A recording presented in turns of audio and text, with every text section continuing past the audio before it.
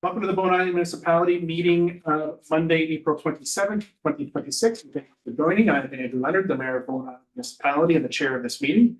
I'd like to introduce, as I always do, the other elected members of our council joining us here today, beginning on my far right with Councillor and Islands Trustee Sue Ellen Fast. To her left is Councillor and Islands Trustee Judy Getty. My far left is Councillor John Saunders. To his right is Councillor Tim Wake.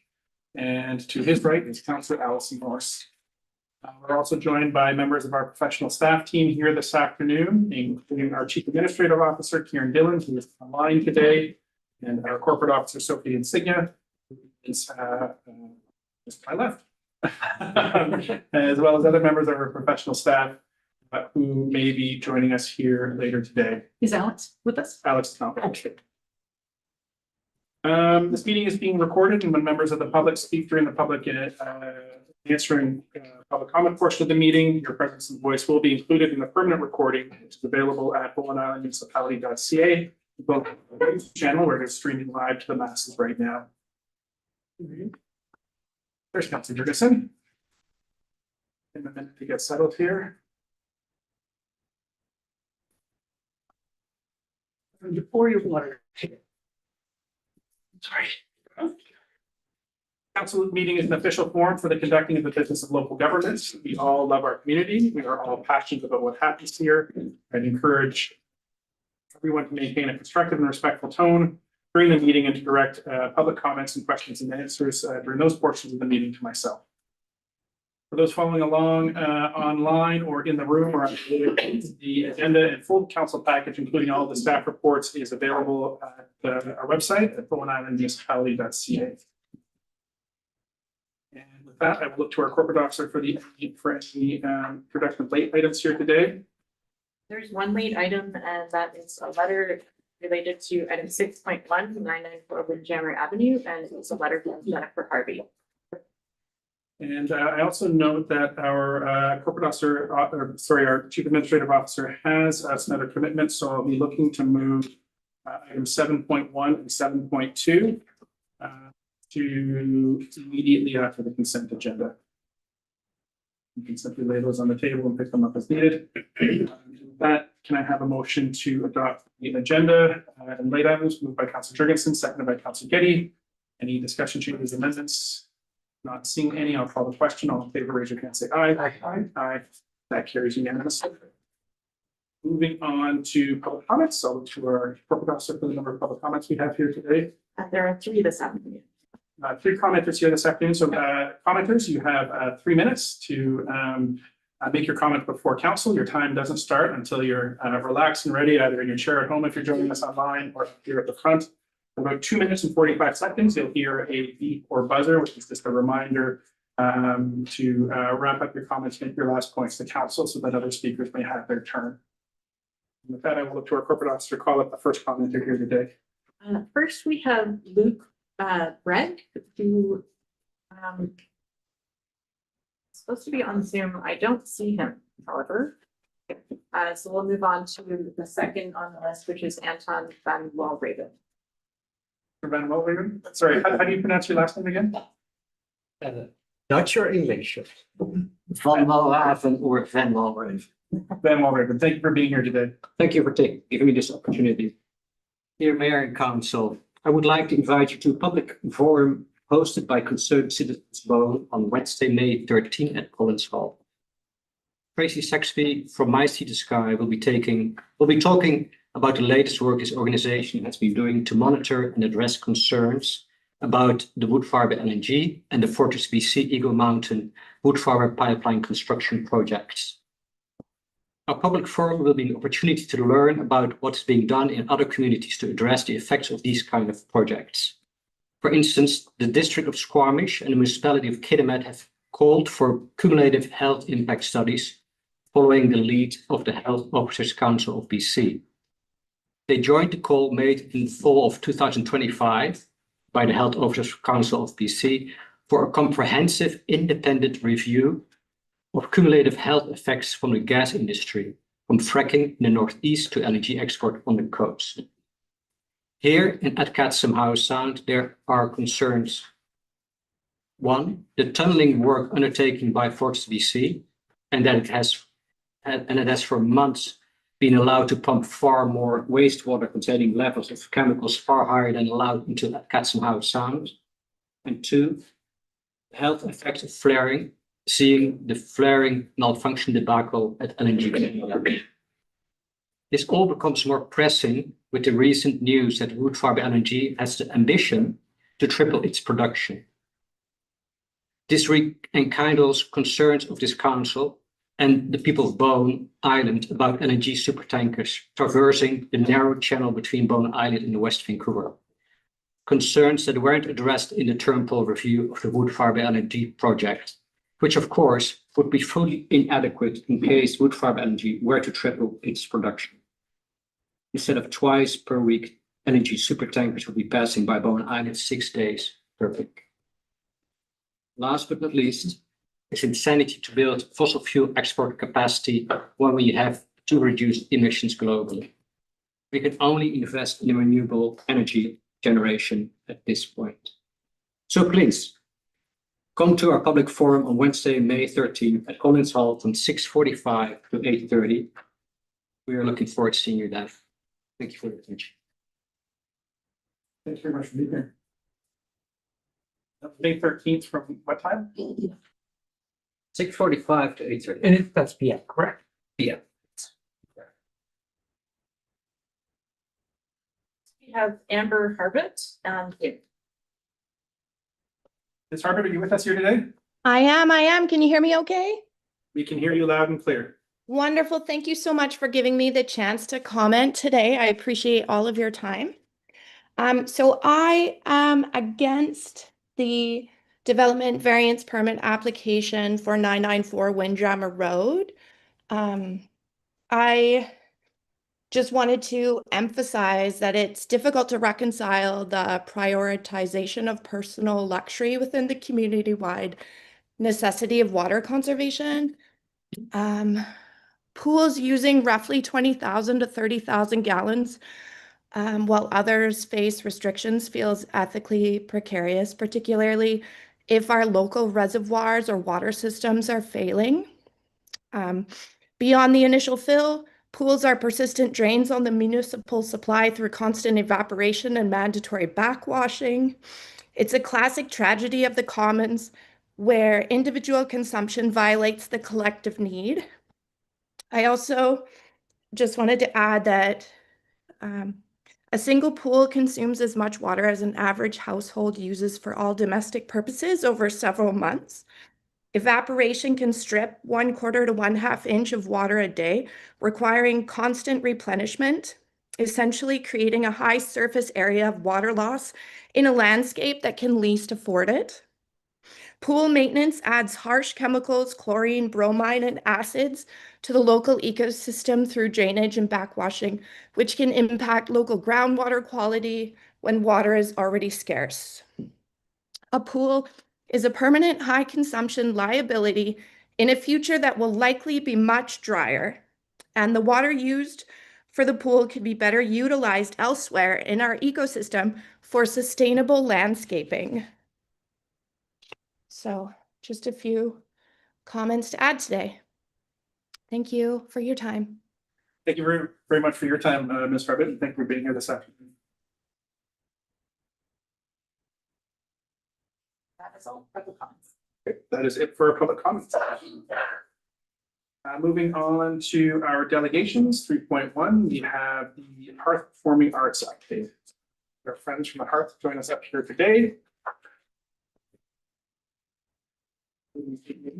Chair.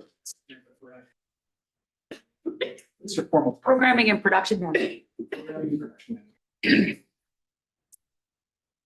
Hello. My name is Jamie Nesbitt. I'm happy to be here today alongside Samantha Brett to represent the Hearth and our contributions to the new Bowen Theatre. It's been an overwhelmingly positive year of performance art at the Bowen Island community. In April 2025, the Bowen Island Community Center opened to the public, providing the community with a multi-purpose facility that includes a professionally equipped theater. The theater has quickly become a vital cultural asset.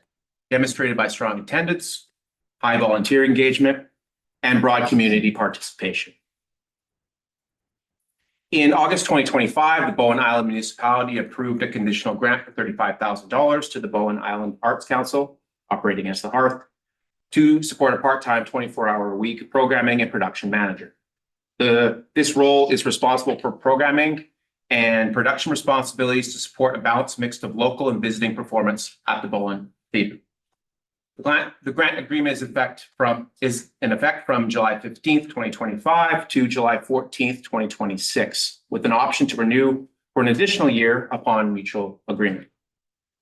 Over the past 8 months, the Hearth has gained significant operational experience and developed a clear understanding of opportunities to strengthen and expand theater programming and revenue generation in partnership with municipal staff and community stakeholders. Okay, so the purpose today of this report is to provide an update on programming and financial performance, fulfill reporting requirements under the conditional grant agreement, demonstrate community impact, and request continued funding for the programming and production manager position. I'll pop in here. I'd like to speak to what we've contributed, what we've learned, and what we've achieved over the last 8 months. As mentioned, we've undertaken a great deal of work to lay a strong foundation for the success of the performing arts at the Bowen Theatre. First, I'd like to acknowledge our incredibly dedicated team of volunteers. These include our board of directors, our performing arts committee, our technical committee, and the many individuals who give their time so generously to help bring performances to life. We're very fortunate to have dozens of people supporting our organization, representing hundreds of hours of skilled labor. Over the past 8 months, I've really enjoyed working with our volunteers, stakeholders, artists, and the broader community as we've worked towards the goals of the programming and production manager role. I'd like to share a few key statistics from the period of November 2025 through December 2026. During this period, we have planned 11 performances. Our Performing Arts Committee has curated a diverse range of programming, from dance and classical music to comedy, designed to reach a wide variety of audiences. Our average ticket price is $33.50 in this time frame, and we anticipate welcoming approximately 1,396 guests to the theater. This results in an estimated net revenue of $6,931.44 for the Hearth Arts on Bowen, not including the grants we've achieved this year. For context, community center rental and custodial fees paid by the Hearth for the same time period are estimated at approximately $7,251.25. In addition to programming, we've made significant investments in marketing and promotion. Since April 2025, the Hearth Arts has invested just under $10,000 in theater-related marketing efforts. Through this, we've supported 29 local theater, recreation, film society, and independent arts-adjacent productions with marketing and promotions. We've also continued to pursue external grant funding to support both theater operations and capital improvements, contributing to the long-term financial health of the theater. Previous Hearth Arts grant funding has supported major upgrades, including the retractable seating system, contributing to the retractable seating system, and the purchase of a Yamaha C7 grand piano. More recently, we've been really fortunate to receive several new grants. We're currently working to fulfill a $19,000 grant from the BC Arts Council for theater lighting equipment that will be owned by the municipality. So that becomes an asset for the municipality.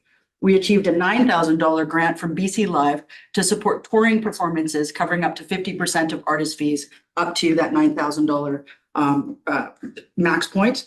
We also achieved $7,500 from Creative BC for fall musical programming.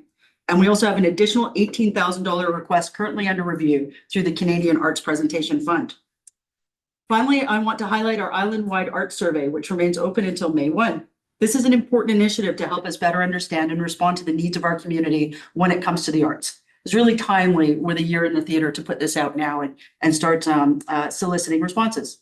If you haven't yet completed the survey, I encourage you to do so. The link is available through the Hearth Arts on Bowen.ca website. As an added incentive, one respondent will win tickets to the sold-out Pan Megan show this September. We've had a strong response so far, with the majority of surveys being overwhelmingly positive, while also offering us some great new ideas about the future of performing arts at the Bowen Theatre. In fact, we've only had one single negative response to date. I'm looking forward to growing future programming while building on the financial successes we've achieved this year I've learned a lot in the last 8 months, and I'm looking for an opportunity to continue to do the work. Thank you. In closing, from the Hearth perspective, it's been a strong year of programming, and we've highlighted that today. We are continuing to do the theater not only through continuing to support the theater not only through the PAC and support of Sam's role, but also through grants that go directly back into programming and infrastructure for this building. We plan to build on that momentum of growing revenue through expanded fundraising and sponsorship initiatives, with particular focus on making this position financially viable over the long term. We see this as a crucial part of the theater's future success. And this is something we are actively working on at a board level through the PAC and with Sam to help make this happen. Thank you. Thank you. Thank you. Up to council for questions, comments, discussion. Over to you, Councillor Pest. Thank you. I missed one of the figures. And I'm wondering if you could tell me, after estimated 1,396 guests, what was the next one? Estimated net revenue, and this does not include any of the grants funds we've achieved, for the Hearth Arts, $6,931.44. So that is our anticipated net revenue at the end of December, specific to the theater. And the next figure that I provided was how much we have contributed to the community center through rental and custodial fees for that same period. And that's the $7,251.25. Thank you. Councillor Morris. I was surprised to see the survey popping up in your report, because I said it was launched on April 15th, and I thought I regularly read the news from the Hearth every week. And didn't remember seeing any links to it, so I obviously missed something from. Yeah, it's in each of our, so the Hearth Communications, just to clarify, on Mondays, we have a newsletter that is specific to the Hearth Gallery as well as community news. So that's any of the other community performances that might be happening that want to submit information. And then on Thursdays, we do theater. So I believe that it's highlighted in both. We also did a dedicated email blast after we launched it, and we also advertised it in the island-wide issue of the Bowen Undercurrent. And you'll continue to see it right up until May 1st in the newsletters. I think it'll be in today's newsletter at 3:00, and it'll be in Thursday's newsletter as well. But it's right on the homepage of the website. Yeah, so easy access. Yes, I Thank you. scanned too quickly. And the other comment, when I clicked on the survey and went to look at it, most surveys don't ask for your name. This one does. Yeah, it was, we actually thought, we haven't had any issues with people putting their hands up and saying that they have any issues with us. So whether they're on our side or whether they have a concern they want to bring to us, most people are quite comfortable using their names to do it. I think you're also welcome to leaving that aspect blank if you want to. Yeah. Well, we do need, because of the nature, and this is a technology thing, because we're using, this isn't like a Survey Monkey thing. This is an online Squarespace form on the back end of our website. So it actually does require an email address. So I got the feedback. The only negative response I received was at midnight last night, honestly. And one of the comments was, hey, if this survey is supposed to be valid, you should be able to make it anonymous. And so we've reached out to Angel Spenlev, who's our marketing and promotions person, to say, is there a way for this last week that we can make it anonymous? So she's looking into that right now to see if that's something we can do. So it wasn't intentional on our part. It was just it's the nature of the back end of the system we're using for the website. So how many responses have you had? I believe I've had over 40 so far, but I know for a fact that I've still got a bunch of our volunteers and board members and committee members to go. So I'm really hoping to see at least 100 responses to this, 100 plus responses.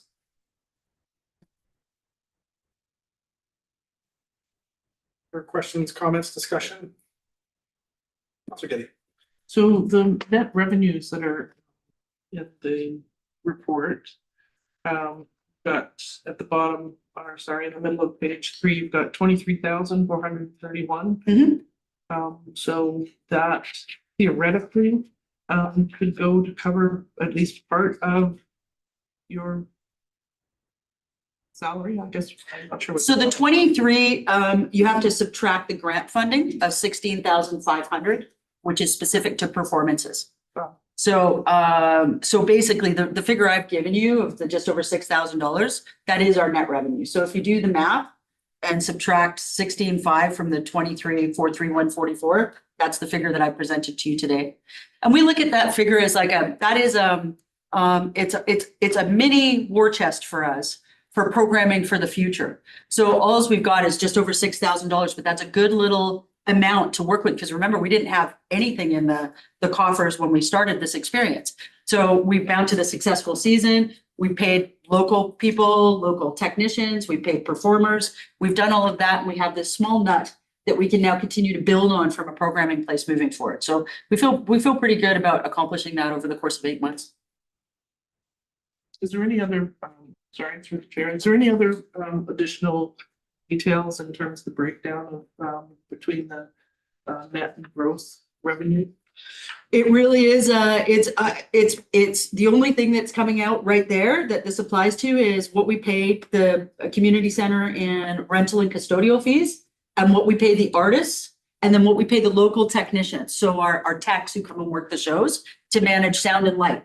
And that's all that's in that, the difference between the gross and the net revenue. And we can offer you a detailed Yeah, list we're of happy to do our that. expenses that we have that get us to that number. Yeah, I keep sub budgets on every single show that we do, and then our fiscal year end is the end of June. So we're just prepping for that now, and there will be audited financial statements in accordance with obviously what we need to do in order to stay current on finance. So certainly after we close financial year end, I can provide you more detail, but this really is theater only. And this doesn't include any expenses to do with concession or capital expenses for equipment that we may have purchased that the Hearth owns. This is really just artists, technicians, and community center fees. I'm one of the people that did not do the survey because it was not enough. So I'm not sure how you capture those numbers. Well, hopefully Angel can find a way to. We'll look into it. Yeah, well, it's running. Hopefully we can find a way to do that. So we appreciated that feedback. We'll do our best to Yeah, We'll look incorporate it. into it. Um, thanks for picking up on Councilor Getty's comments. I did a quick number counting. You said what the ticket price was and what the guest count was, but you didn't actually say what the gross ticket revenue was. So if you go to the actual report, I went in that. yeah, so you'll actually see that, you'll see each one is priced differently. So the 33.50 is an average because some of the shows were more reasonably priced at $20. We also offer youth tickets. I missed my. Yeah. You've got columns. One column is ticket price, the Yeah. other column is guest count, including comps. Yeah, The next column I would have expected to see as an accountant is total tickets revenue. Yeah, That'll so be You included in multiply gross. 35 times 160 times the show was running, then I didn't get a number that sort of let me feel comfortable with gross revenue. yeah, and that's because of the comps. So with each artist that comes, they have a certain number contractually of artist comps. And we also give all of our volunteers complimentary tickets to the show. So on average, we have about 160 sellable tickets. But if a show sold less tickets, we still usually on average have about 20 comps for every show. So that information, we will be happy to provide specifically. I have that in my sub budgets. It's not broken out here, but I can certainly provide that as additional detail after the fact. And then you've got two columns, guest count including comps, and I'm just looking at the top column. It says 160/179. Yeah, so the maximum capacity in the theater is 179 seats. Okay. And this shows, not all shows sell out the theater. So you sold 160. Yeah, so there is 160 people in the theater. people yes. in the theater, including complimentary tickets.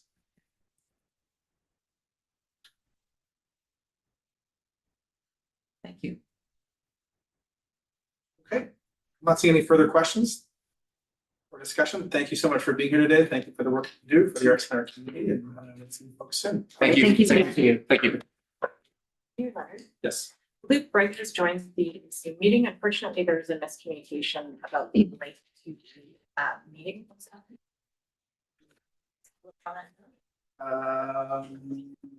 It would need to be saved for the question and answer portion of the meeting at the end of the meeting. Yeah. It's because we are well underway in our agenda. Moving on to section 4, we have our consent agenda. We look to council for items that they would like to pull from the consent agenda. Councilor Getty. I have a number of items, but I'm prepared to, if it's at all possible, to delay them until we finish with the 7.1 and 2. No, this would be the place to. All right, 4.1, 12.3, 12.4, and 12.6. Councilor wishing to pull items from the consent agenda?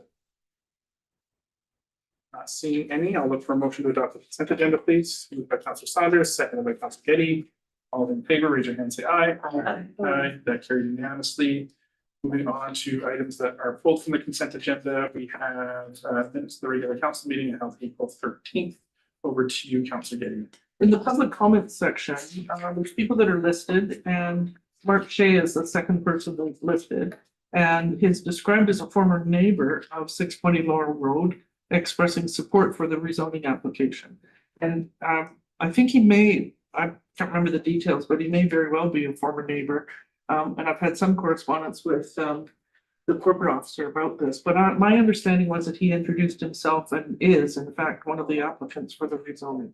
And I think that if that is correct, that should be part of the description of who that person is. Councilor Jurgensen. My recollection of the meeting is that he is a former neighbor, but I agree with Councilor Getty that should also be listed as one of the applicants. So a motion to refer back to staff for correction.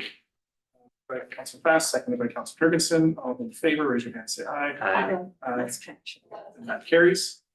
12.3, as I scroll down here in our agenda. Chair Mike Curley, Metro Vancouver Board of Directors, regarding the 2026 Metro Vancouver Housing 10-year plan. Over to you, Councilor Getty. So a long, detailed, very interesting plan with quite eye-popping numbers.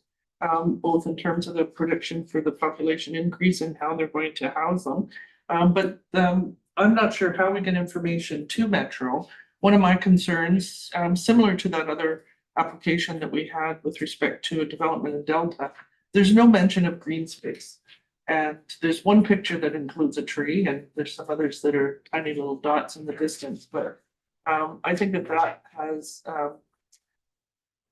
trickle down effect in terms of places like ours that are certainly getting a lot of publicity in terms of being green spaces. So the feedback that I would give to Metro in this housing strategy is that they've left out an important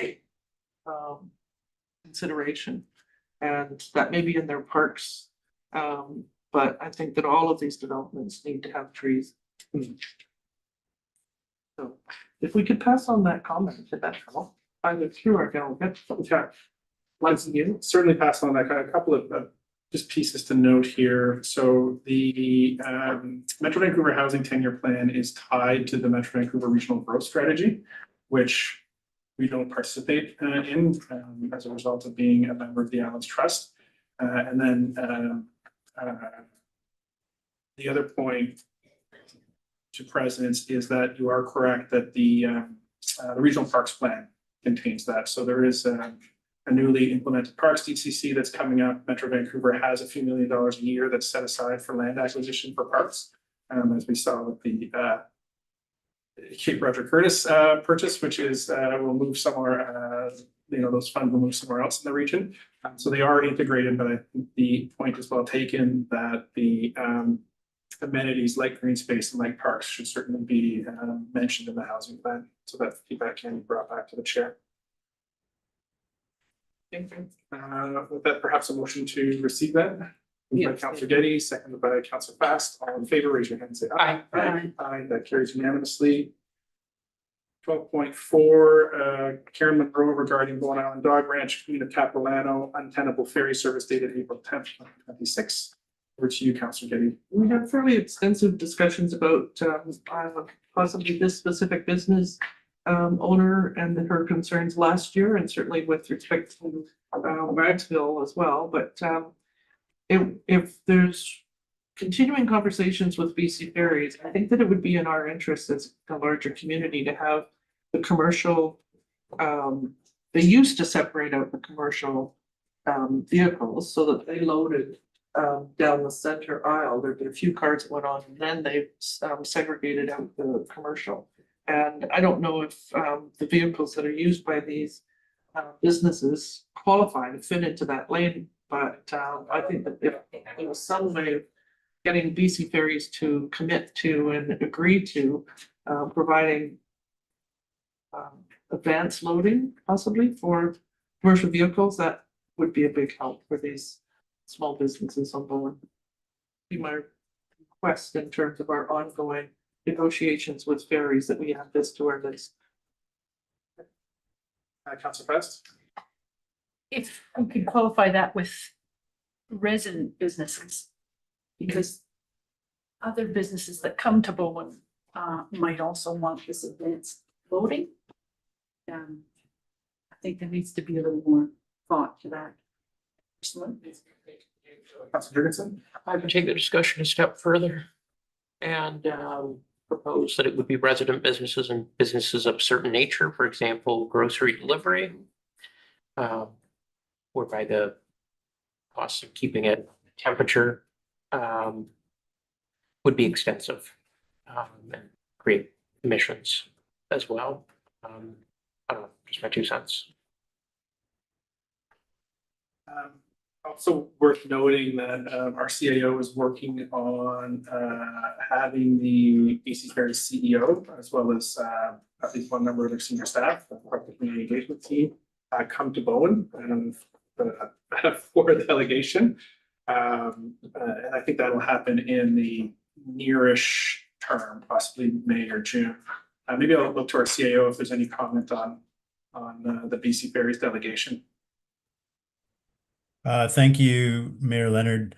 Right now we're looking at June. I believe the CEO's out of the country for the month of May, so we're just trying to dial down that appearance for June-ish. If that's satisfactory, I'll look for a motion to receive. Moved by Councilor Getty, seconded by Councilor Wake. All in favor, raise your hand, say aye. Aye. And that carries unanimously. Moving on to 12.6, Chair Laura Patrick, Islands Trust Council, regarding discussion paper, potential regulations to increase access to marine emergency services and to improve response to pollution incidents. Over to you, Councilor Getty. Thank you. At Islands Trust meetings, we've had joint meetings with the San Juan County. San Juan County. And they have really, really good services, and they have pointed out that there's a great deal of resistance and difficulty and resources and housing for emergency vehicles on our side of the border. And that the one that they have been working with in the past is closer to Sydney.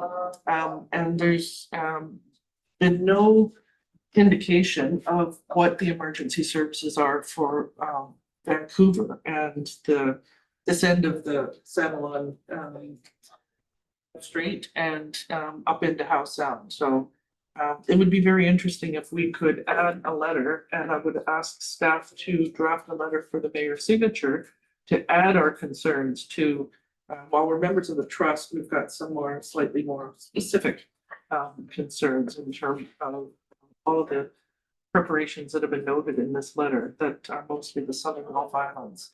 And I think that it would help us in terms of our emergency services to know what resources were available federally and provincially if there were a spill happening anywhere close to us.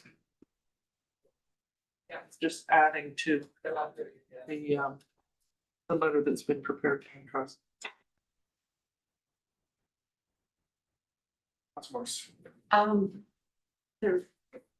Transport Canada ran a series of educational webinars every Thursday for the last in this earlier spring.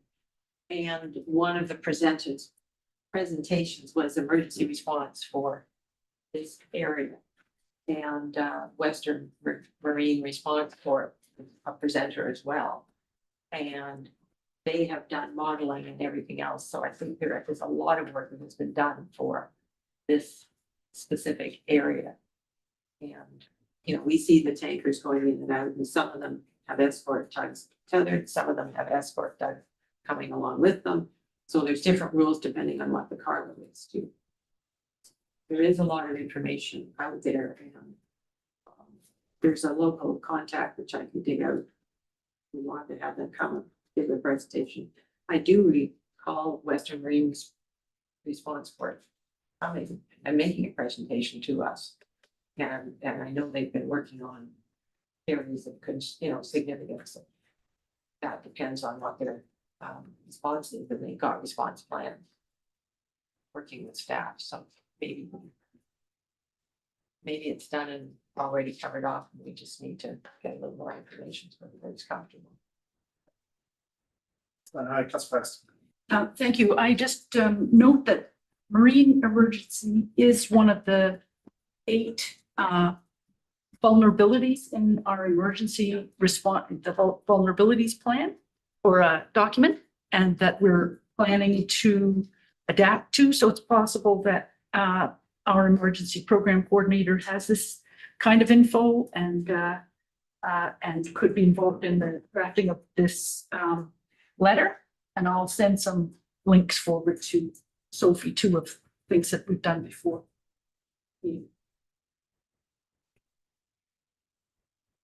So if I'm reading between the lines, I almost hear a motion to refer to staff to draft a letter For the mayor's signature for the mayor's signature. regarding Bowen specific concerns related to item 12.6. Across to see if it's captured. I sent here that council directs staff to draft a letter to the mayor's signature expressing support for the concerns raised in the letter titled potential regulations to increase access to marine emergency services and to improve response to pollution incidents. No, I'm not sure if I moved it, but if not, I'll second it. Yeah, you would be the one that moves it, and then Councilor Fast a second. Any further discussion? Not seeing any, I'll call the question. All in favor, raise your hand, say aye. Aye. Aye. That carries unanimously. And can I also move to receive the letter 12.6? Yes. Okay. Any objection to receiving?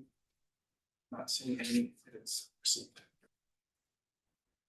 Back up on our agenda. So these are reordered items. We are now looking at 7.2 roadmap for managing traffic congestion and cost recovery for ferry operations in Snug Cove. I will hand it over to our CAO. Thank you. Good afternoon, Mayor Leonard and Council. So this report responds to Council's longstanding direction to address ferry-related traffic congestion and cost pressures in Snug Cove. It recognizes that Bowen Island's ferry impacts are structurally unique because queuing and circulation occur primarily on municipal roads and public spaces. The report does not propose a single solution, but evaluates a full menu of tools available within municipal authority. Options are grouped under 3 themes: traffic and congestion management, demand management and behavior shift, and regulatory tools and bylaws. Each option is assessed using consistent criteria, including effectiveness, enforceability, timing, revenue potential, and community acceptability, among others. The analysis highlights that tools under direct municipal. The analysis also measures those measures that are dependent on external actors such as BC Ferries policy changes are identified as longer term and less predictable options.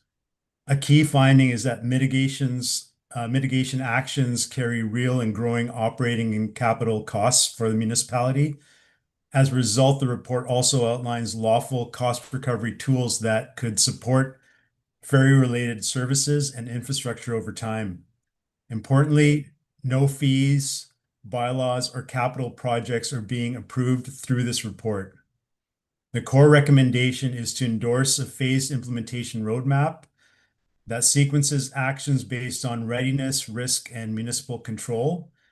And just to go through the different phases, so phase 1 options would be from spring 2026 to fall 2026, and those would be marking and signage, marshaling, data collection, promotion of alternative water transport, events and consultation. That would be the ferry dependent UBCM event that we had last year, and cameras and ITS. And in large part, most of these are underway or are complete, which is the case in terms of the web camera, which is online now.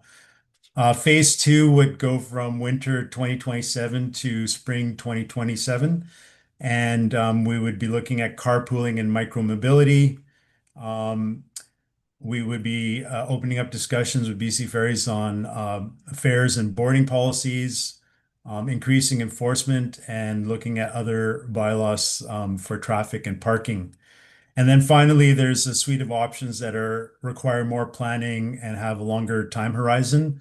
And those would be actual construction of infrastructure such as the queuing lanes, looking at park and ride, using some of the marshaling for tickets because that could require training, and then some of the other tools like general nuisance bylaws and special traffic regulations. So it's a phased implementation plan that really, I would say, focuses on the most easily implementable aspects first. And so council's role today is to consider the sequencing framework and provide direction on priorities and next steps. And the recommendation to council is that this roadmap be endorsed. Thank you. Thank you, Mr. Dillon. I will look to council for questions or comments. Councilor Fast. This is great to see. I like the way the analysis has been done and the thinking around which parts, I don't want to waste effort. And so this looks like a really practical way to approach all this. I wondered if I have a question, and that is when you're talking about behavior change and I forgot the word. Anyway, are you considering visitors as well as residents? Because I can see that promoting the island as a walk-on island or something like that, where like don't bring your car, there's limited parking. Those kinds of things might be helpful as well. Were you considering visitors? Yeah, thank you for the question through the mayor. Visitors, I would say the behavior shifts we'd be focusing on visitors first. I mean, they really provide the most impact on island arguably comes from visitors. So yes, it was visitors were front and foremost in that thinking, but also residents as well. Thank you. Saunders. Thank you through the chair. Appreciate the effort went into this. It's kind of puts everything into one place, a lot of the different things we've been talking about. I got a couple just questions and a couple of comments. Just in looking at the table on page 5 of 14, which is essentially the first of several tables that are similar just for different options. Is the 9 across the top the people that, like, there were 9 staff members that were involved in this? Is that an accurate statement, or what is that? Oh, so through the mayor, just to clarify on the question, is that the traffic lights evaluations of each one of those suites of options? Yeah, it's under the analysis. You got traffic and congestion. You've got one, then demand management with the scoring in them. Yeah. Okay. Thank you. That's a good question and an easy one for me to answer. So essentially, I had 9 criteria there on. I don't have the agenda, but it's page 4. Oh, sorry. Yes, I see them. My bad. I just missed. There's a lot of words, so because of the spacing, I didn't present them that way. No, I appreciate that. So just further than that clarifies something for me, but this is just a comment, it's absolutely not a criticism of it or anything. I just want to point out that when we look at these scores and you accurately put up tables to say, you know, this one was 25, this is 23, so this was first, this was second. I just want to caution all of us that these are subjective. You know, they're done in an appropriate fashion, but they are subjective numbers. And the difference between 25 and 23 and 22 and 24 is pretty minimal in terms of what we're talking. Like, I think we want to be careful that we don't say, well, this is 25 and that was a 22, so we have to prioritize 25. I think we just need to be careful of looking at that, saying because of the subjectivity involved here, Again, following a good process, but it still is subjected to the point that I think we want to be careful about how we prioritize. But we need to look at it holistically and say, there's more than just the number here. And you're certainly in this report, the report is certainly not directing in any way or directing too strong a word, but it's not insisting that we take the highest priority first. It's presenting information for us to digest, which is appropriate. And I just want to caution all of us that we need to understand that there's not a big difference between a 24 and a 22 here when we look at it. So, but I appreciate what's gone into this, and it is very useful information. Thank you. Yeah, Sorry, if I may. Yeah, sorry if I just made through the chair on that point. Is like, yeah, I agree with that comment. There is a degree of subjectivity. At the end of the day, there's a gut check process that happens, and we look at these. I looked at them and I looked at them with SLT and said, does this intuitively make sense? And when I gauge that against the status of the items, there's when we go down to the actual implementation framework, there's status on things. The low-hanging fruits are things that we've already advanced. So and those are coincidentally the ones that ranked high as well. So yeah, it's important that whatever's brought forward makes intuitive sense to council. Thank you. One follow-up, if I may, and thank you for that. And in a couple of places, once in the report and then again in the bylaw, which is in another section of the agenda, but we talk about the possibility of, well, I'm going to use the word demanding, but it wasn't used in the report, fees from BC Ferries. And I'm wondering what our comeback is when they say no. Like, I don't know if we have any legal, I know we have legal standings, which is explained in both this and the bylaw, how we can do it. But when they go too bad, so sad, do we have any recourse there at all? Does anybody know? I have no idea. Maybe we'll take that question in the next item. Okay. When we discuss the bylaw itself. Sure, that's great, thanks. Councilor Morris? You've got an option and it's queuing lanes and park and ride. And to me, they're very different options. So I'm wondering why they're lumped together rather than not two separate ones. Yeah, thank you for the question again through Mayor Leonard. Those are infrastructure related projects, might involve when we build them, it might make more sense to build them as one comprehensive package or project. I mean, could they be separated? Yes, they absolutely could be. It's just the way I presented it in this report, but I think in terms of the scoring though, in terms of the phasing, they would probably still fall within that same, I believe it's phase 3 options, because there's some planning and engineering staff have advised me that, if we want to build those queuing lanes, it may be more economically feasible to look at staging that with additional phases of the multi-use path. I'm talking about the Cross Island multi-use path. So there's some consideration that goes into that. So yes, they could be broken into two options, but I would still place them within the same phase of the roadmap. Follow up, Councilor Morris? So maybe it's a definition of park and ride that I'm confused with. Park and ride to me means parking somewhere where there's no bus service to get to the ferry and riding the bus to get to the ferry. If by park and ride you're meaning drive your car and then park in somewhere in the cove and walk on the ferry, then yes, they do go together. Right. So it just depends on what you mean by park and ride. Right. Yeah, park and ride on the bus versus park and ride on the ferry. Okay, lots of hands Yeah, up in the- so I Yeah, could go ahead. clarify that. When I say park and ride, I mean like park your car and walk on the ferry.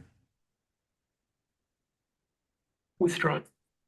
Okay, so I have Councillor Fast, Councillor Wake, and followed by Councillor Getty. Thank you.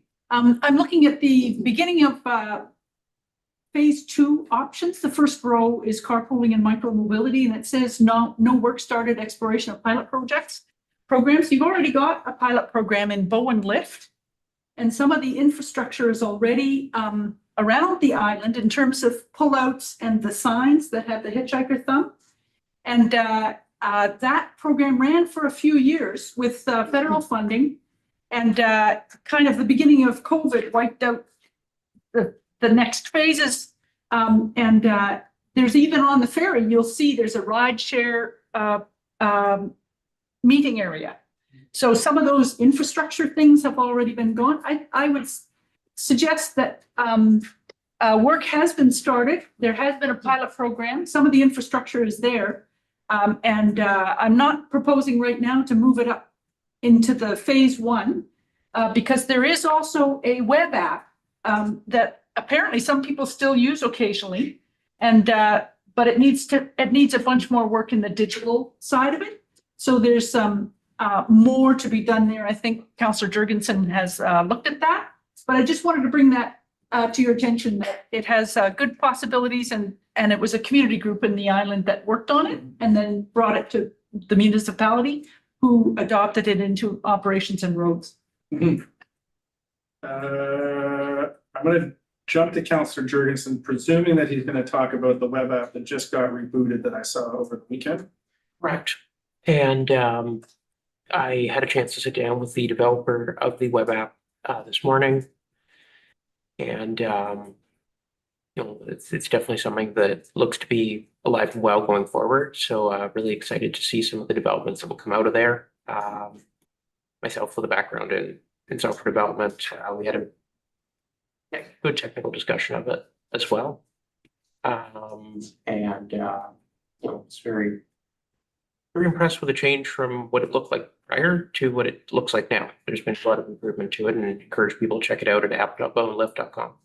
Bowenlift.com. Okay, thank you. Over to you, Councillor Rich. Through the mayor to the CAO, thank you. This is a very comprehensive report. It took a few read-throughs to get it all in my head, but to the points about the subjectiveness of the scoring, I think the way it's turned out in the end, where you're taking groupings of the scoring and putting them into 3 distinct phases, makes a lot of sense. And the first one, they make sense to do in that order, I guess. I think we've got the tools we need to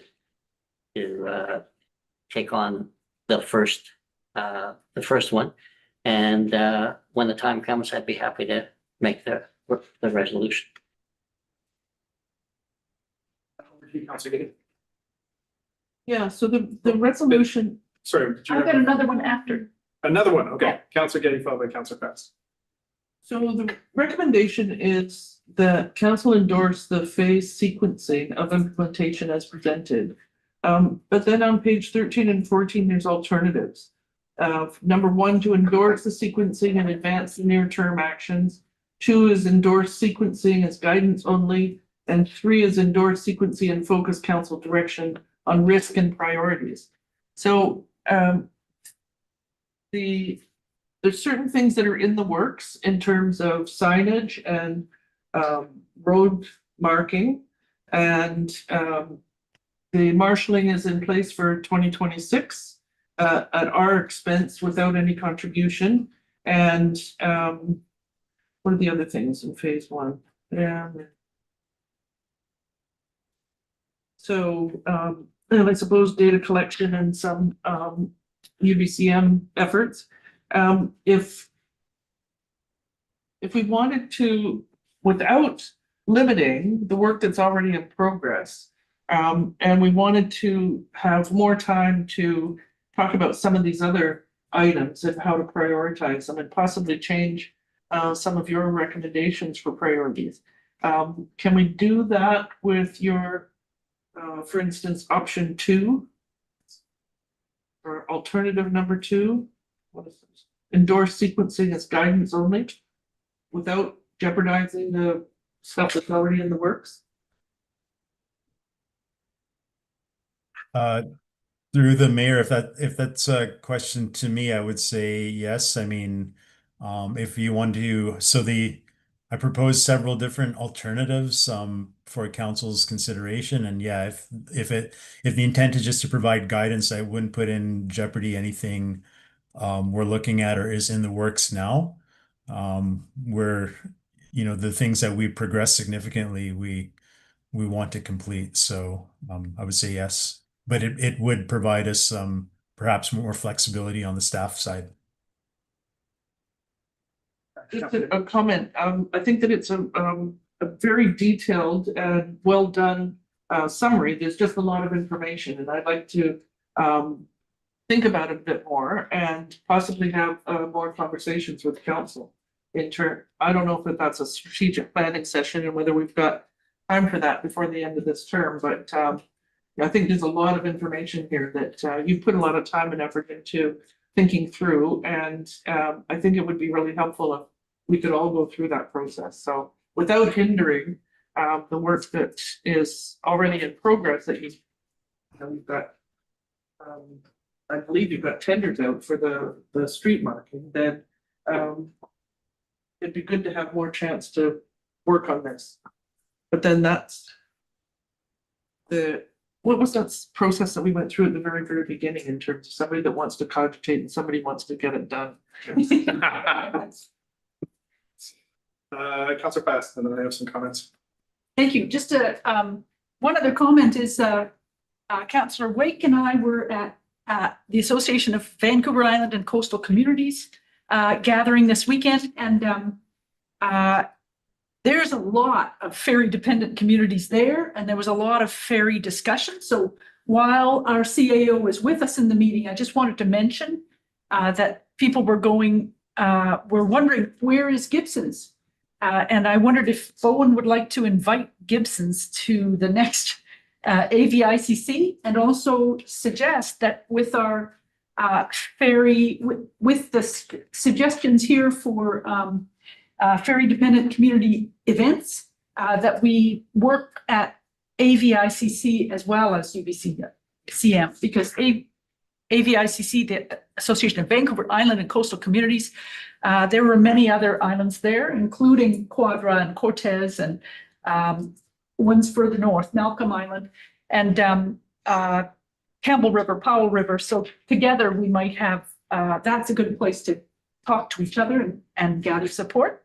And so I just wanted to mention that while the CAO was with us, and also that Gibson's may wish to join us over there at AVICC. Thank you. Yeah, just to comment on that, I have frequent discussions with the mayor of Gibson's about ferries, as we are in or out of the same boat at times. So Gibson's is aware. I believe Gibson's chose to attend LMLGA this year, or at least Mayor White did. But that's a great idea to expand our advocacy efforts to AVICC in addition to what we're doing at UBCM. Just my own comments, and then I'll, as I inserted myself in the speakers list here, I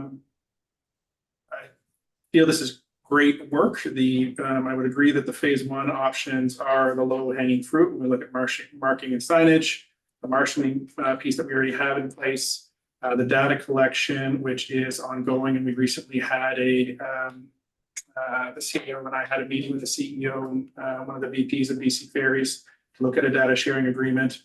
Alternative water transportation, we've heard from Circle Ferries. Events and consultation plugs into the AVICC piece, as well as our UBCM piece, as well as the ferry camera that's already done. So when I look at that and I look at phase two, I would be in support, likely in strong support as a first alternative. Page 13 of 14 there that reads the council endorsed the phase sequencing approach set out in the implementation roadmap. Direct staff to proceed with phase one actions, as we do need to get ahead of this within the existing authority and budgets, and then just request that administration report back on phase two and phase three, as I believe that gets us some action moving and shows council commitment to getting action moving, while providing the opportunity for staff to come back on those phase two and phase three options and have those discussions that Councillor Getty was talking about. The only tweak I would make in the sequencing that might need more clarity here is when I look at the phase 3 options in particular, those are going to be costlier when we talk about actual hard infrastructure. I know that we're talking about some cost recovery in the next agenda item, but there is the need to look at the revenue for this. I will state here again on the record, as well as probably the next agenda item too, that all of this work that we're doing here, both in this report as well as the next bylaw, is a result of having costs being downloaded to Bowen Island as a result of BC Ferries not taking accountability for their infrastructure in Snug Cove. When we were in a meeting with BC Ferries leadership at Horseshoe Bay, I pointed out the window and said, you know, would you be asking West Vancouver to pay for this, or Nanaimo to pay for their ferry terminals? You know, why is it fair that we're that a property tax base of 4,200 people is being expected to pay for the impacts in Snug Cove? So in that, when I look at page 9 of 14, which talks about cost recovery mechanisms, we have the Bowen Island Municipality Ferry Impact Fee, which we're going to be discussing in the next agenda item, business license fees, non-resident parking or stoppage fees, and extraordinary traffic agreements. At the very least, on the non-resident parking or stoppage fees and possibly business license fees, I believe that we should get started on a business case for that to inform the traffic and parking bylaws that are coming forward to us, or that would be coming forward to us in phase 2, instead of starting the work then. If we're doing data collection in phase 1, having a business case for other revenue options as we go into that phase 2 work, I think would be helpful. Any comments on that to the CAO, or should I move on to the next speaker? No, Mr. Mayor, I don't have any additional comments. What I will say is that on the idea with some of these, there might be the need to discuss them through closed workshops with legal counsel as we move to this process. So I expect that might happen down the road, but whatever direction, all the alternatives presented in the report are viable from a staff point of view. So wherever council wants to take this, we'll be supportive. Okay, great. Yeah, so at the end of the day, I would be supportive of alternative 1. I'll move it to you, Councillor Saunders, followed by Councillor Jurgensen. Thank you to the chair. I just want to support Councillor Getty's comments about option 2, and although I'm supposed to be the one based on practice 3.5 years ago, that's a get her done kind of guy. I don't see that. I'm not put out by any of these options. They're all good. There's not a bad one, so we could go any way for me. But in terms of endorsing the sequences as guidance only, which is alternative 2, I like that simply because it does not in any way impact ongoing work or immediately projected work. Per the CAO's comments earlier when that question was asked of them. So we're getting stuff done, we're moving forward, and it just allows us time to step back and look at our priorities, our budgets, that kind of thing, and say which one means the most to us. And it's also possible over the course of the next 3 months as we move into the summer, something else becomes low-hanging fruit, something that presently isn't. I can't really imagine how that might happen because it just came to mind now, but something could become low-hanging fruit. We'd want to move to that for some reason immediately. So I like the option of having the sequencing is really good guidance, what we have here. But for me, let's call it guidance and have further discussion on it quickly, not in September. But the work that's out there, there's stuff already ongoing or in process, and the other phases are not scheduled till, fall and winter of next year in any event. So we're not going to miss out on them. We're just going to look at reprioritizing in my mind. But again, to go back to what I said originally, that would be my choice, alternative 2, but I'm not going to be put out by any of these options because we are doing stuff and we are going to be effective. Thank you. Councillor Jurgensen. So I kind of sit somewhere at the alternative 1.5, which of course doesn't exist. But I I do take into consideration, like Counselor Getty's comments, and think that that makes a lot of sense to use it as guidance.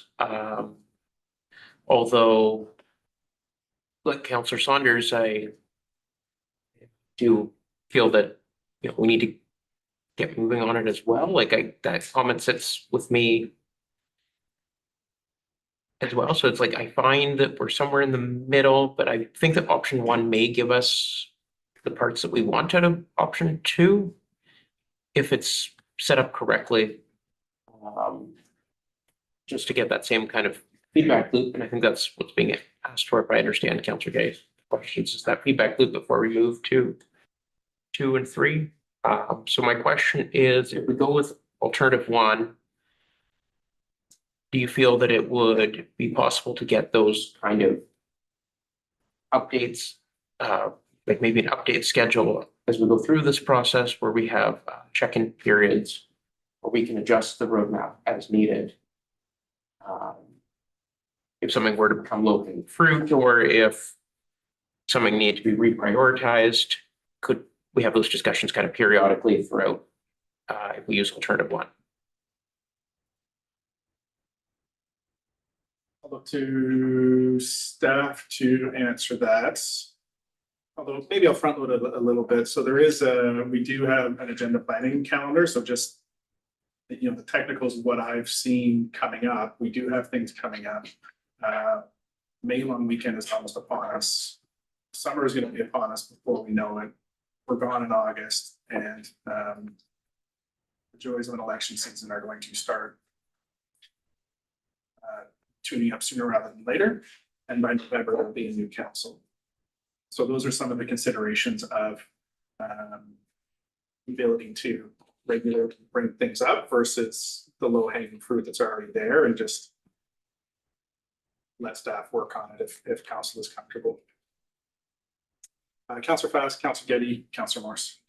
I'd like to put a motion on the table, and the one I want to put on is alternative I'm 1. gonna hold you there because Councillor Wake was the one who said he wanted to put a motion on the table. So I'm waiting for the speakers list to close. Then I'll go to Councillor Wake unless he's got strong opinions one way or the other. Okay. Councillor Getty. Given this opportunity to mix things up a bit, I've been persuaded that the first recommendation is probably the best suited for our purposes now. Just endorse the sequencing, advance the near-term actions, and then we get a chance to look at all of the others in terms of timing and cost. So thank you all for supporting my earlier comments, but I'm changing my mind. I'm gonna get things done. I'm withdrawing my comment. Okay, then over to you, Councillor Wake, for a motion then. Just a comment before I make the motion. I don't think we're locking ourselves into stuff that's gonna prevent us from massaging this as we go on. And I really think we've been talking about this for years, and it's time to get down to some actual practical sequenced actions and results. So on that note, I move that council endorse the phase sequencing approach set out in the implementation roadmap. Direct staff to proceed with phase 1 actions within existing authority and budgets, and request an administration report back on phase 2 and phase 3 options, including timing, costs, and legal considerations. Moved by Councillor Wake, seconded by Councillor Fast. Not seeing any more discussion or debate, I will call the question. All in favor, raise your hands. Aye. Aye. Aye, and that carries unanimously. Moving on to 7.3 Bowen Island Municipality Ferry Impact Fee and Reserve Fund Bylaw Draft. Back over to our CAO for some comments, framing this one up. Thank you, Mr. Mayor. So we just concluded implementation roadmap. So now we're getting into implementation itself. Very exciting. So this report brings forward Bowen Island Municipality Ferry Impact Fee and Reserve Fund Bylaw number 720 for council's consideration and first reading. It responds to the structural reality that ferry queuing and circulation on Bowen Island occur largely on municipal roads and public spaces. As a result, the municipality provides ongoing services directly related to ferry operations, including marshaling, traffic control, signage enforcement, support, and roadway maintenance. These services are necessary to protect public safety, emergency access, and the functionality of Snug Cove. The bylaw establishes a fee payable by BC Ferry Services, Inc. to partially recover the municipal costs associated with these services. It also creates a dedicated reserve fund to support eligible ferry-related operating costs and future infrastructure investments, subject to council approval. The proposed annual fee is intended to offset costs, not fully fund long-term capital needs. So that's an important thing to bear in mind, where this is just offsetting a portion of the costs. The bylaw does not regulate ferry schedules, service levels, or terminal operations, which remain outside municipal jurisdiction. It's grounded in council's authority under the community charter to provide services, regulate highways and public places, impose fees, and establish service reserve funds. Administration recommends first reading to establish a sustainable and accountable framework for managing ferry-related municipal impacts over time. And with that, we'll take any questions that council has on this report and the draft bylaw itself. Thank you. Okay, so I see Councillor Saunders, Councillor Getty, Councillor Jurgensen. Starting with Councillor Saunders. Thank you, through the chair. I have three questions that are probably yes, no. First, I raised earlier, but what if they say no? What is our recourse, if any? The second question is the 150. Let's just go Okay. one question at a time. Yeah, there's no need to sneak them all in. Okay. So first question to the CAO was what happens if BC Ferries refuses to pay the fee? Yeah, thank you through the mayor. So I believe that should be the subject of a closed meeting with legal counsel. There's likely parallel scenarios with other fees that people don't pay and the various methods we use to recoup those. And so it's just a matter of which one is going to apply, but that's a good question, but perhaps one that should be discussed in a closed meeting. Good. Thank you. The $150,000, I can see where that number came from, and it makes perfect sense. And I love everything about this bylaw.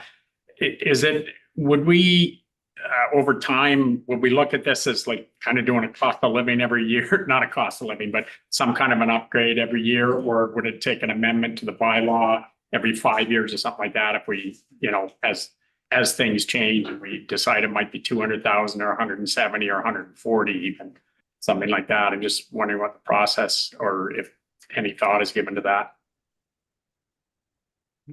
Yeah, thank you for the question again through Mayor Leonard. So the number I put here now can be deliberated on by council. So that was 150.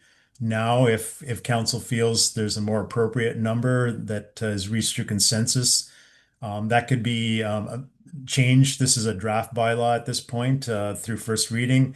As to your question on what would happen in the future, we would amend the bylaw from time to time. The other approach is, and I would have to explore this with the various subject matter experts to see if this could actually be included in our fees and services charge bylaws, so that it's on a schedule to be updated every year. So there's a few mechanisms for doing that. This is not intended to be a static number. It should reflect ongoing cost escalations. Thank you. And final question, has anybody done this? In the province? Yeah. Not that I'm aware of. We are doing something, dare I say, innovative. Good on us.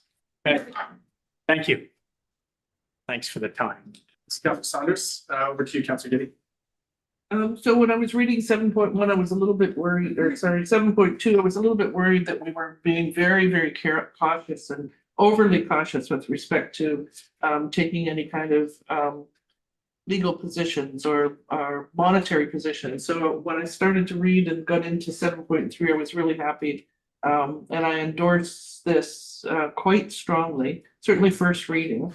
With respect to the actual bylaw, and the 4.3 talking about eligible expenditures, I would ask that staff look at that more closely. The A appears to talk about infrastructure and capital assets, and B also may limit us to infrastructure, and if that gets interpreted as capital, as opposed to we have a need for help with ferry marshaling and possibly bylaw training and all the rest of it. So I don't want us to limit ourselves to just capital. We might want to put different limits on it so that we don't spend it all on operations. And in fact, we are going to need some sort of capital savings, but I very much endorse it.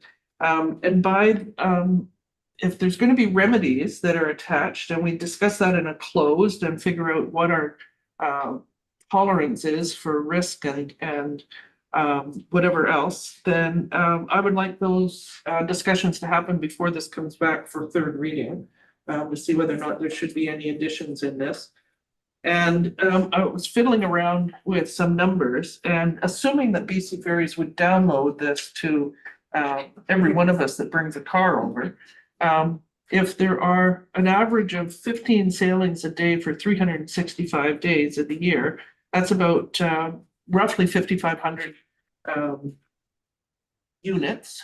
And if you average that with possibly, I just did the round number of 100 vehicles per trip, that the $150,000 a year works out to about 28 cents per vehicle.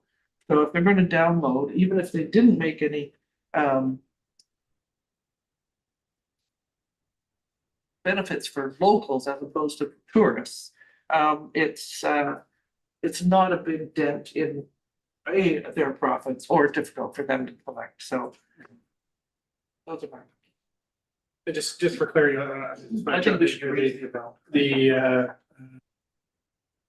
The number of passengers that move across the route is about 1.3 million a year. So it's about 11 cents per passenger per trip. And that's paid one way for. Yeah, 22 cents round trip. Over to you, Councillor Jurgensen.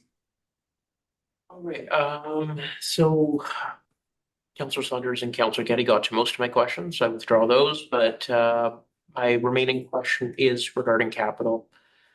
And it's unclear to me that if this bylaw were to pass and revenue be collected, there is a portion that needs to go to operations, that's understood. But as far as funding large projects from the previous report we looked at, like queuing lanes and pickup, park and ride and queuing lanes, those are really large capital expenditures, and would it be seen that this would be taken out as a loan to be paid back each year? A portion of this would go towards paying off that loan to pay for it, or will we build reserve first and then build the asset? It just seems very unclear to me which way that would go, and just needing some help tying those two pieces together, if that's possible. I could take a stab at that through the mayor. And our CFO would have something to say on this as well. But I believe once we have this in place, we'll be collecting it and putting in the reserve fund. I think how those dollars get allocated would be something that would happen through the budget process. So perhaps it's directed through the budget process that a certain percentage is dedicated to operations and offsetting those costs, keeping in mind that we would still have to pay for them, and maybe another portion is put into a capital portion of that to create seed money. And it could be that because 150,000 is not a lot in the grand scheme of things for these big capital spends, but it could be the 25% we need for a grant funded project, because usually there's a municipal contribution that comes along with grant funding. So I think that would happen as part of budget discussions. Okay, thank you. Thank you, Councilor Jurgensen. Happy to move if there's no more discussion. Yeah, I'll just say, I've got some comments here. Firstly, that I could not be more thrilled to see this bylaw come to the table. It's the result of a lot of work, a lot of discussion, a lot of figuring out what our options are as a result of having felt powerless against the congestion issues, the traffic issues, and what we've seen in the last couple of years, even the public safety issues that have occurred in Snug Cove as a result of BC Ferries operations, and a lack of resources from the municipality's end to work through those issues, but also a lack of hard commitment from BC Ferries to address the impacts here on Snug Cove. So as we just mentioned, 1.3 million passengers move through that route a year. For those that aren't up on BC Ferry statistics, that is the busiest minor route in the system. It trails behind one of the least populated big boats by about 200 or 300,000 passengers trips a year, I think.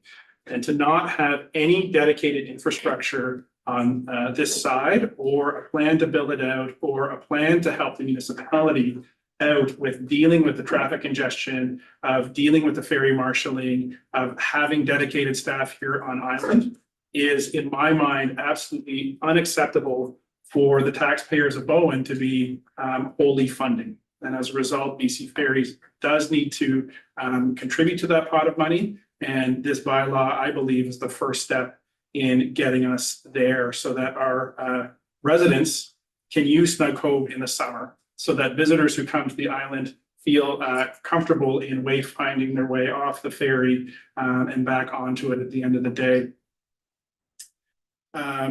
This comes out of many discussions that have happened between myself, between staff, I believe even between councillors at the BC Ferries level, at the various government advocacy forums, where the pleas of asking and seeking and sometimes pleading for relief for what we're experiencing on this side of the island have gone unanswered. There's been promises of more engagement and promises of more commitment and promises of plans to come, but nothing that's been documented and put on the floor. The most concerning fact for me, after meeting with senior BC Ferries leadership at the start of April, was even the walking back of existing funding that we had received. So we, had received a few $1,000s 2 years ago, and before that, for on-demand ferry marshaling, we were provided with $50,000 after a request last year for funding of ferry marshals, and it was walked back to zero this year. That nothing was going to be provided by BC Ferries to help mitigate their impacts here on the island. So all this to say, I'm in strong support of this, looking forward to seeing it move through the readings, and welcome feedback from the community, stakeholders, and even BC Ferries themselves as we move through the bylaw process. And with that, Councillor Jurgensen said he was happy to move the motion or the recommendation. Still happy to do so. Moving it as written. Okay, that counts as your first reading to bylaw number 720/2026, cited as Bowen Island Municipality Ferry Impact Fee Reserve Fund bylaw number 720/2026. Seconded by Councillor Wake. Not seeing any further discussion or debate on this item, I will call the question. All in favor, raise your hand, say aye. Aye. Aye. That carries unanimously. Thank you to our CAO for all of the work on both of these reports here today. Okay, picking up our regular agenda again, moving back to business around for minutes. We are on 6.1 994 Windjammer Road, consideration of an application for a development variance permit. We have our final one, Xerxes Howe, joining us here today.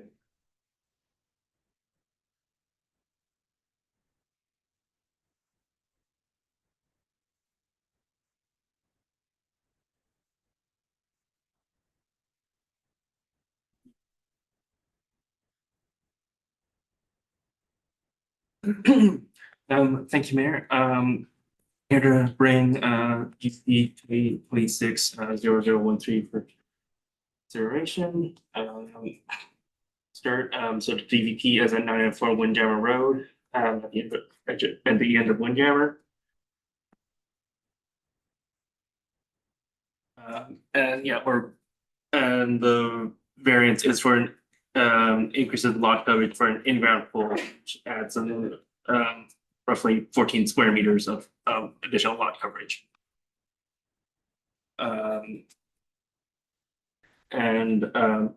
will just add that the applicant has stated that the pool is planned to be covered to prevent evaporation. So the notification area has been was 300 meters of the property. 7 letters of opposition have been received.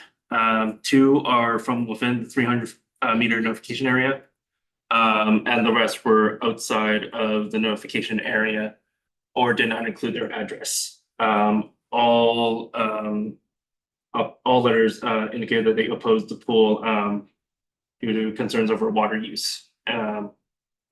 One indicated opposition to both the pool as well as concerns over the lot coverage and development.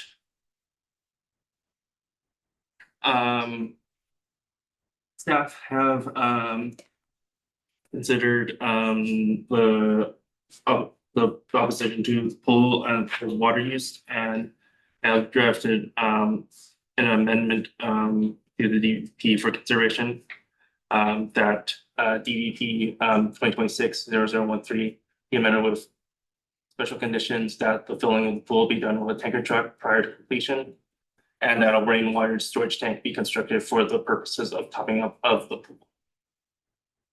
And in conclusion, staff recommend that council issue development variance permits DVP 2026-0013 for the variance of lot coverage at 994 Windjammer Road.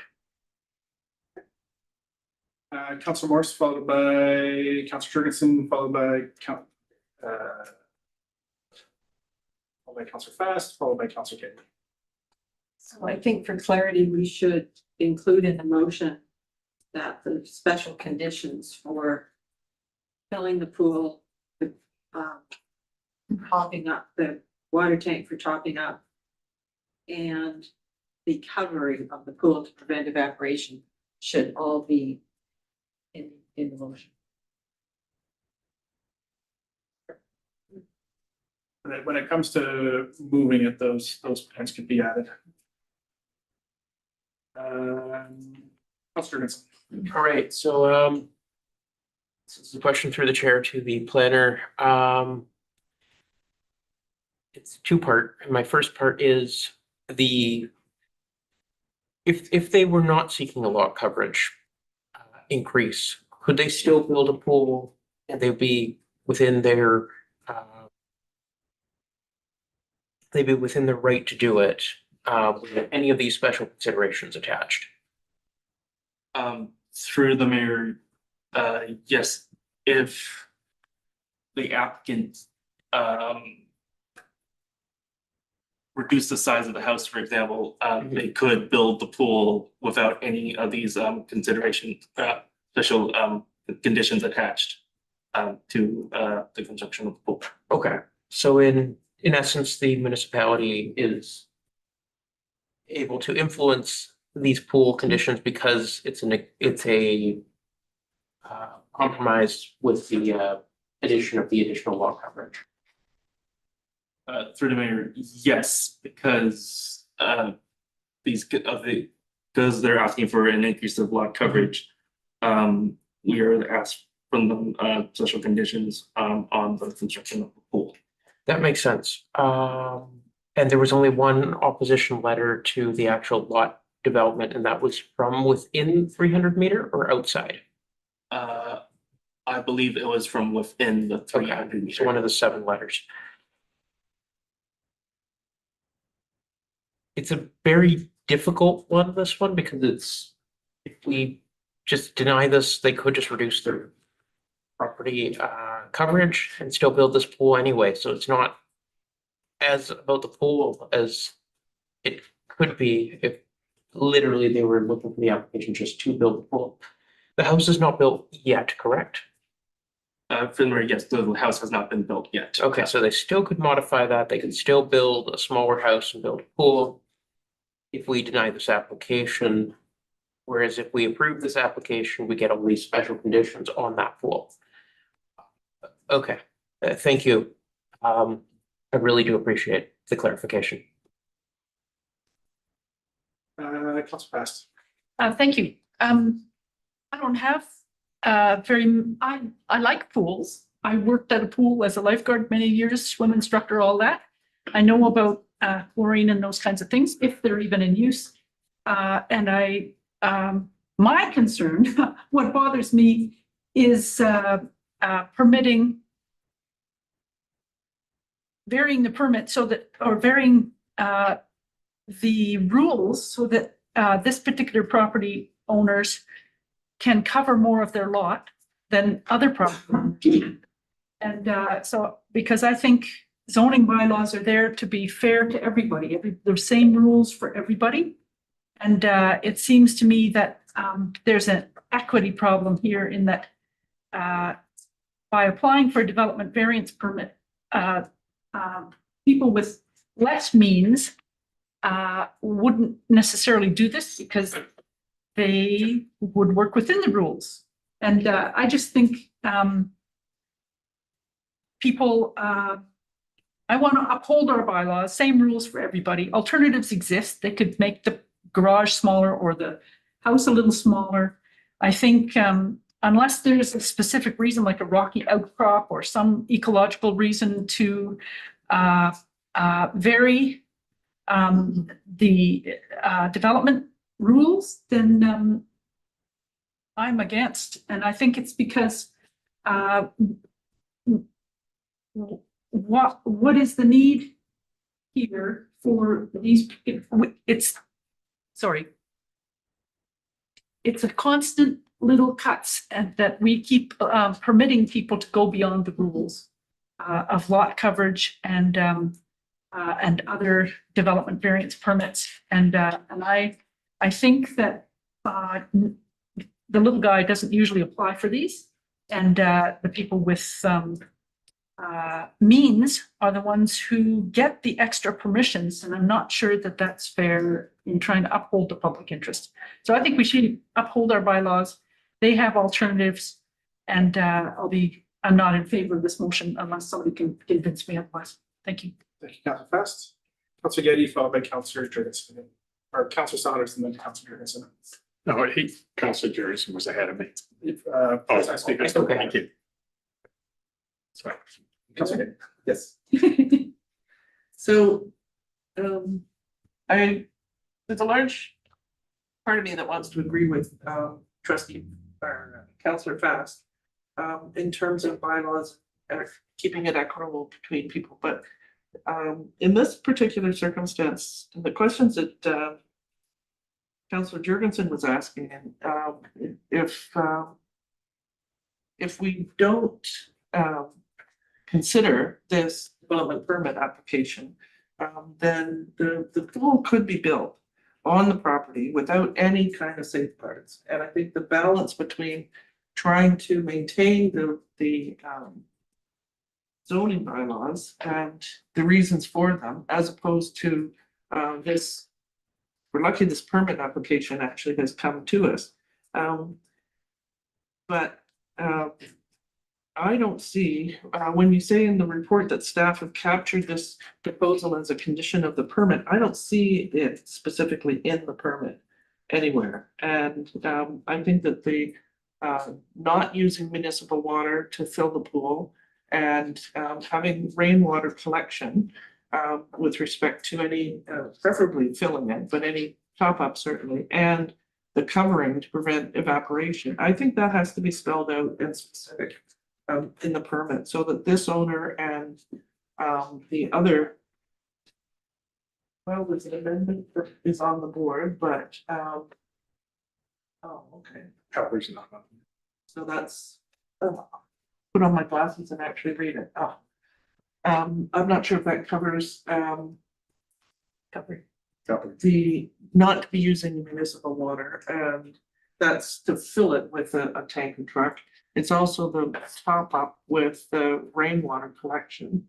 And then there was the covering and evaporation, that, so 5, 6, and possibly 7 with respect to the covering. And whether that has to be an amendment at this point in time, but I'm mindful of all of the community concerns, which I think are more than valid and very eloquently put by everybody. The comment that we had from the public comments today with respect to the use of chemicals, I'm not up on that in terms of, and I think that if that is something that needs to be specified in terms of where the overflow water goes, or what happens when a pool gets cleaned and they empty it. And if this is right on the waterfront, so whether that goes directly into the ocean and what effect that has, it'd be of some concern.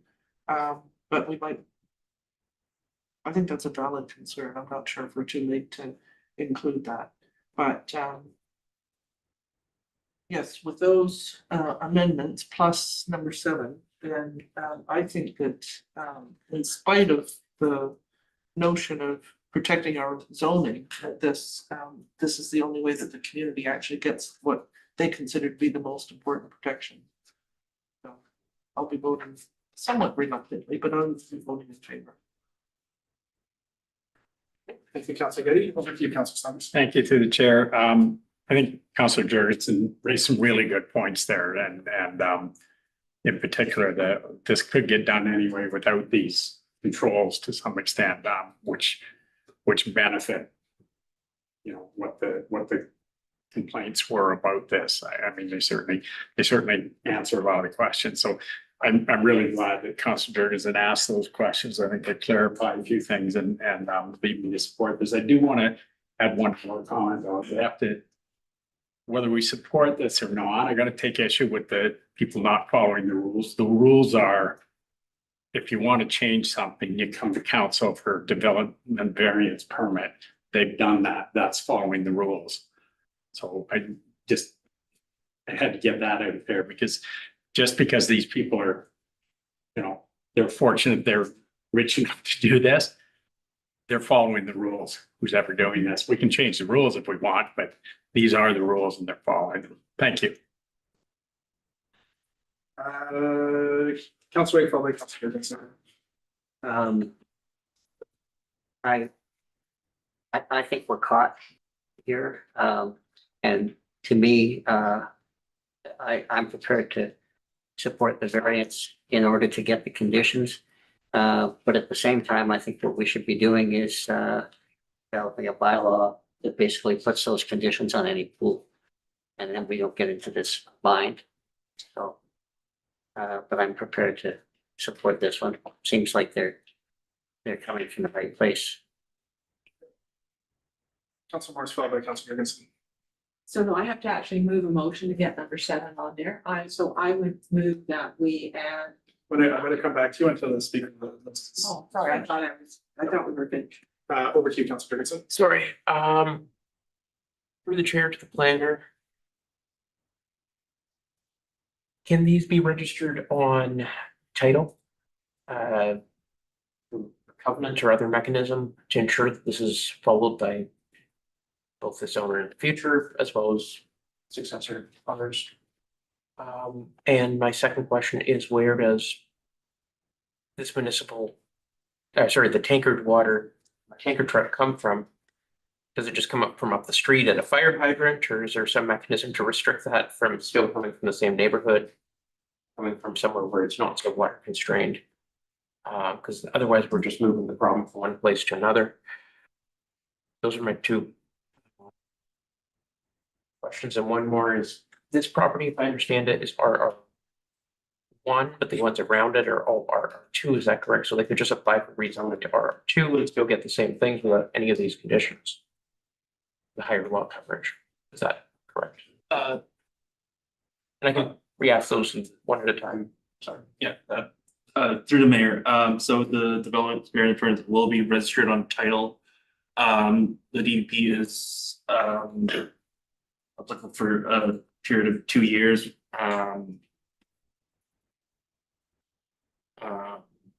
And any pool they built within that time period will have to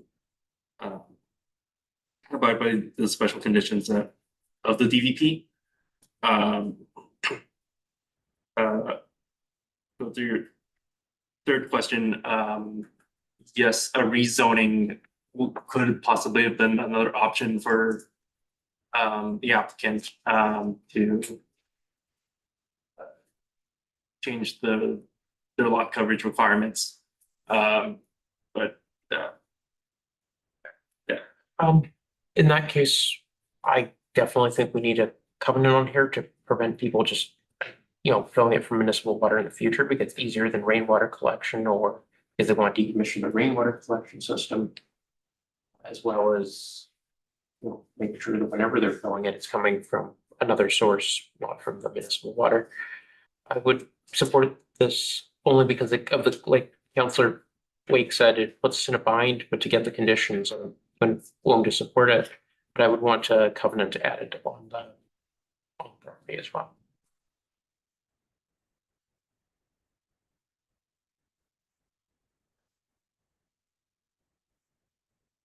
See our manager planning development. Jump in here. Just to support what our planner one said, so a variance permit is registered on a title, and so any building permit that we sought, we would ensure compliance with the variance permit. We have occasionally done where the condition is that, protective covenant be placed on title as a condition of the variance permit, and to be a section 219 covenant that requires ongoing action.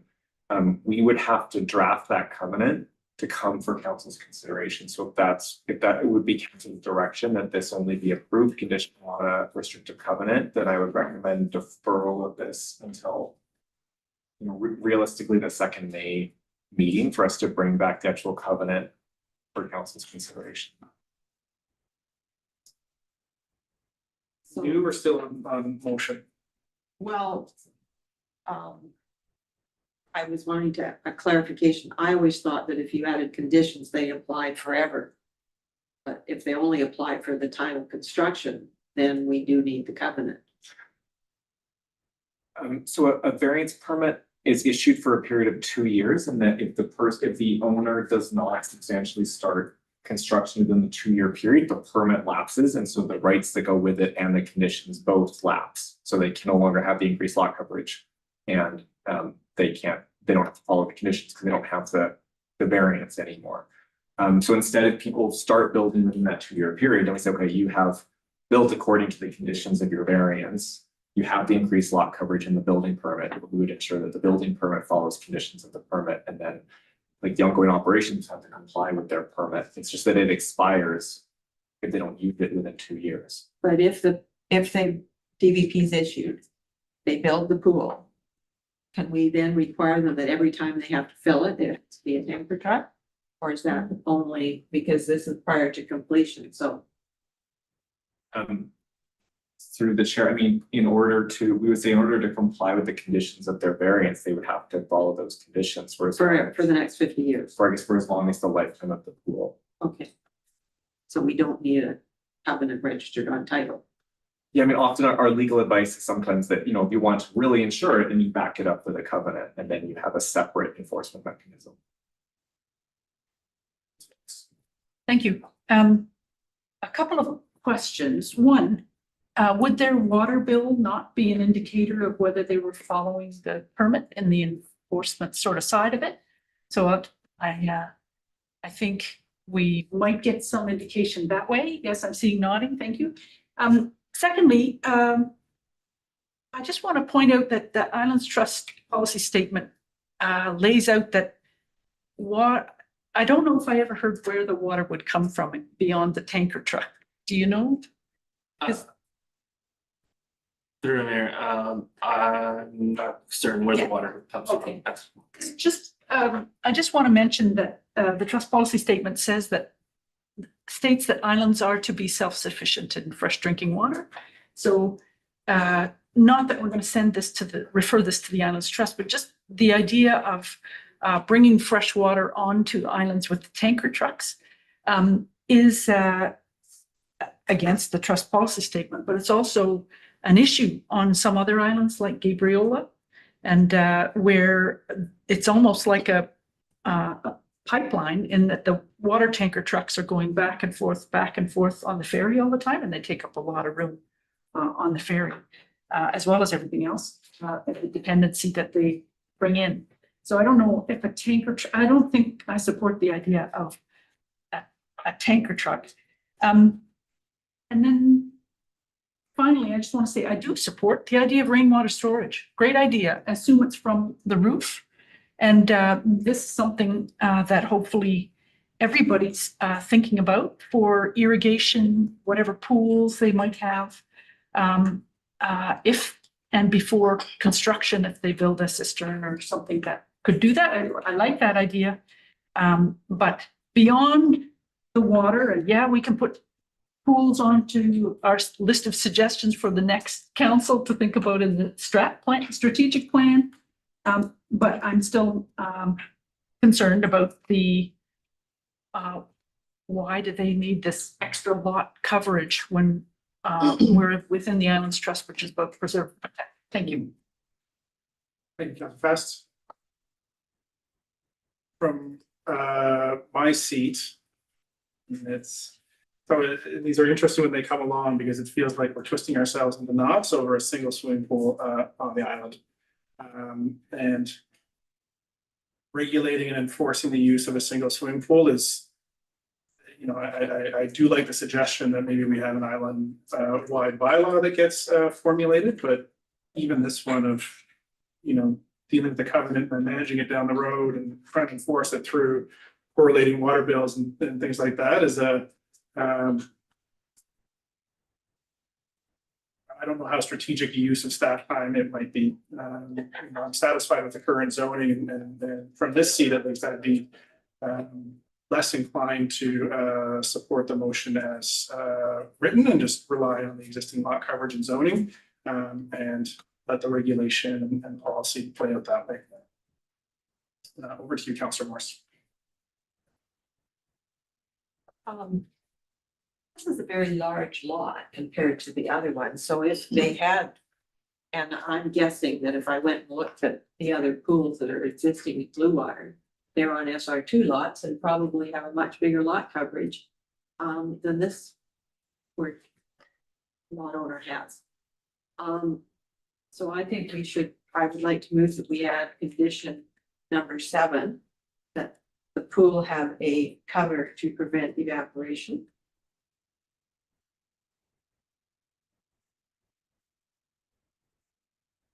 It hasn't appeared on the screen.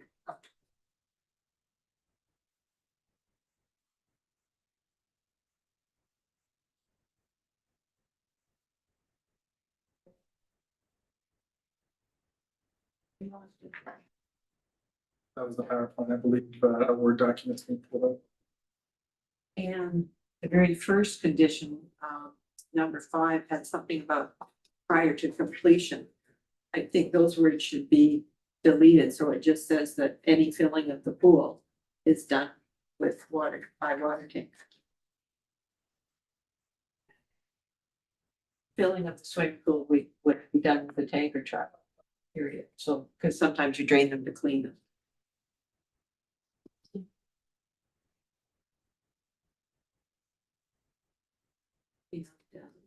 Why is the language have?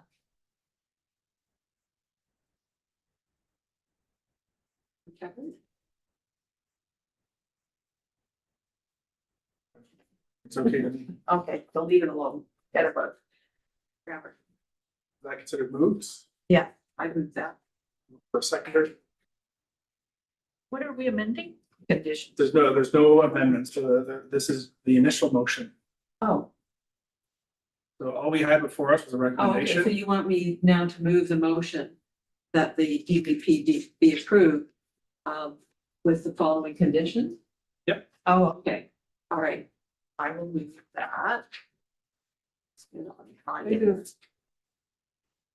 process question. Did the planner indicate that if we wanted to have a section 219 covenant, that we had to defer this and ask staff to create that? Yes, so that could be part of the process. I think just my view of procedure, the best way to do that would be to get an actual motion on the floor and then refer that motion to staff to have it codified in section 219, should that be the direction the council wants to go in. Because then the conditions are laid out, and then it's sending it back to staff to write those into the covenant versus the DVP. So I would move that council issue development variance permit DVP 2026-0013, the variance of lot coverage for 994 Windjammer Road. And that DVP 26-0013 include whatever those conditions were that you had on the screen. Want me to read those? I can't read them because I can't see. I have recorded them. Okay. Moved by Councillor Morse. Can I have a question? Sophie, can you read out the conditions? Because I didn't hear rainwater storage tank in there. I just read them all because I couldn't see them to read them. Yeah, we'll have the corporate officer read them out. So the conditions are: number 5, filling of the swimming pool will be done with the tanker truck prior to completion. Number 6. No, we're taking out prior to completion. Oh, sorry.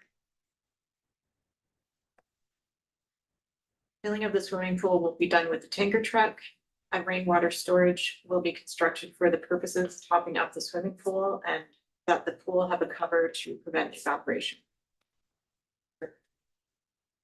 Moved by Councillor Morse, seconded by Councillor Saunders. Further discussion, debate, Councillor Wade. I'm not sure. Like, we've had a number of comments about the tanker truck and the problems with that. Why don't we just say that it needs to be filled with rainwater? And then if they want to clean it, well, they'll clean it, you know, just in the rainy season, so it won't take that long to fill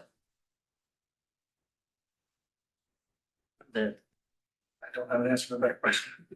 It's an answer for council to grapple with. Councillor Getty. I think this might be the appropriate time to move that it be deferred to staff for the creation of a section 219 covenant for these conditions.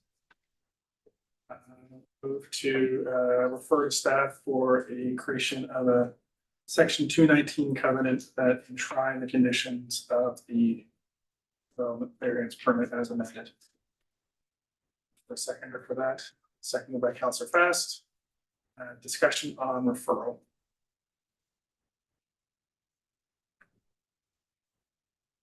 Not seeing any, I'll call the question on referral. All in favor, raise your hand, say aye. Aye. All opposed, raise your hand, say nay. Nay. Nay. So that referral is defeated with Councillor Jurgensen, Fast, and Getty in support. And so we're back to the motion as written. Further discussion on the motion. Councillor Fast. Councillor Wade may wish to add a condition that no municipal water be used, if you wanted to amend the motion. You're the speaker, you're able to amend as well. I'm not going to vote in Just favor. making the comment, okay. Okay, well, I'm not seeing any further discussion or comments, so I will call the question on the issuance of the development variance permit. All in favor, raise your hand, say aye. Aye. All opposed, raise your hand, say nay. Nay. Nay. And that carries with Councillor Fast, Councillor Getty, and Mayor Leonard in opposition. It doesn't carry. Defeated. It carried. Carried 4-3. I thought that was the motion issue. And it carried. Three of us voted against it. Oh, I thought Mayor Leonard voted against it. Sorry. He did. He did. Yes, Councillor Jurgensen. Three. You voted in Way favor. back this question. My understanding of your earlier comments, Mayor, was that you were in favor of proceeding with this. And now I understand your comments in another context that they were in opposition. given that context, and that I couldn't use the tool of looking over to hands raised during this, I would have hesitated that moment longer to see how that would have gone, but am I able to change my vote? Not without a formal reconsideration. If there's desire for, sorry, you voted in favor? I voted in favor, correct? Okay, so because you voted in favor, you can seek a motion of reconsideration. If you would like to. I would. Okay, so is there a seconder for a vote of reconsideration moved by, Seconded. or seconded by Councillor Fast? And I'll just look to our corporate officer here. It's been a while since we've done a reconsideration. Is it a straight 50-50 vote or is it a 2/3? To reconsider, I believe it's the, we need to Mayor Leonard, it's a majority vote. majority vote to reconsider and then we do the motion again. That's right. So any discuss, and is it debatable? Well, the reconsideration is debatable and requires a majority vote. Okay, so we have a motion to reconsider the vote on the floor, so debate on reconsideration itself. Councilor Fast. I'm supporting the reconsideration because Councillor Jurgensen expressed it as a point of access in that he couldn't see the other hands being raised. And that would have been part of his decision making. So I think it's an access ability point. So I support the reconsideration. Councilor Saunders. Thank you. Through the chair, just like some clarification, I agree with Councillor Fast there that you can't see the hands, but I'm wondering about what impact other people's votes actually have on Councillor Jurgensen. Like, I mean, and please correct me if I'm wrong, but that sounds like I was waiting to see how someone else voted. And Councilor Jurgensen, and then once the other hands, I'll call the vote on reconsideration. Where you? All right, so to Councillor Saunders's point, it's not so much waiting to see how other people vote, but basing it on the discussion prior to the vote, and understanding people's position before that. Or that would be where on an issue like this, where it was where I sit very was sitting very much on the fence, would have used that as a tool that I would have had at my disposal. Generally speaking, I do not take other councillors' votes into consideration when casting my own. However, I do look at position statements when we're doing the discussion. And that was my non-understanding of the context that would have been clearly obvious. And I misunderstood the context of Mayor Leonard's statements, and Mayor Leonard's statements themselves were what I considered as part of casting my vote during discussion. And it would have been pretty clear to me that I would have been in the wrong had I been able to actually look over and see, okay, he was voting in favor. Yes, okay, my understanding of that context is correct. Thank you. So that's why I have never invoked this before. Thank you. Okay, so all in favor of reconsideration, raise your hand and say aye. Aye. All opposed, raise your hand and say nay. Nay. Nay.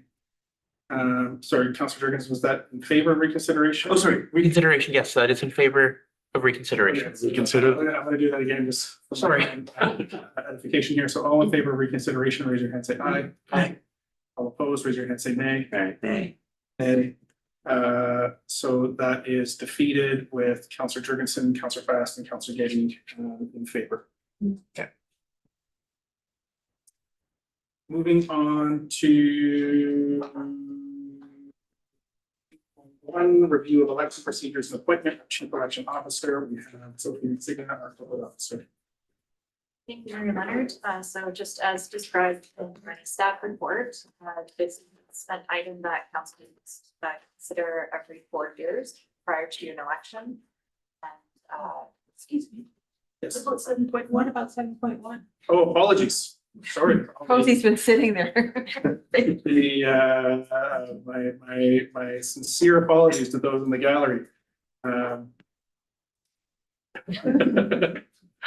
it's still managing the after go over that process. 7.1, we have 1360 Mount Court Gardner Road rezoning and apologies to our planner too. Making the links here. Through back in our Island Community Planner, joining us here today. Thank you, Mayor and Council. So this is to discuss the adoption of bylaws 673 and 675, being the final step in the rezoning process of 1360 Mount Gardner Road.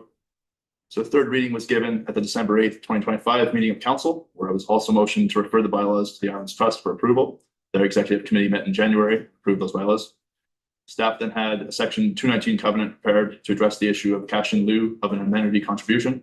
So this covenant requires that the proposed $25,000 contribution is made in order to receive final subdivision approval. And in this way, the timing of the process will be that the applicant can pre-sell the lots before paying the amenity contribution.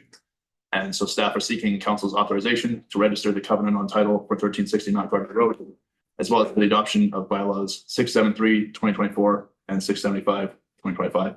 Also, just want to make a quick final note that those bylaws do have separate years attached. It's not a mistake. They were just assigned just before and just after New Year's 2025. So I see in the recommendation that was changed to both being 2025. So just want to make sure we get it right for the adoption. So again, that's 673 is 2024. 675 is 2025. So thank you. Okay.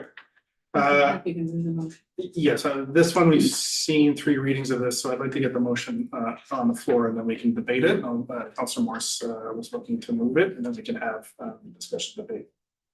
Make sure I get the dates right.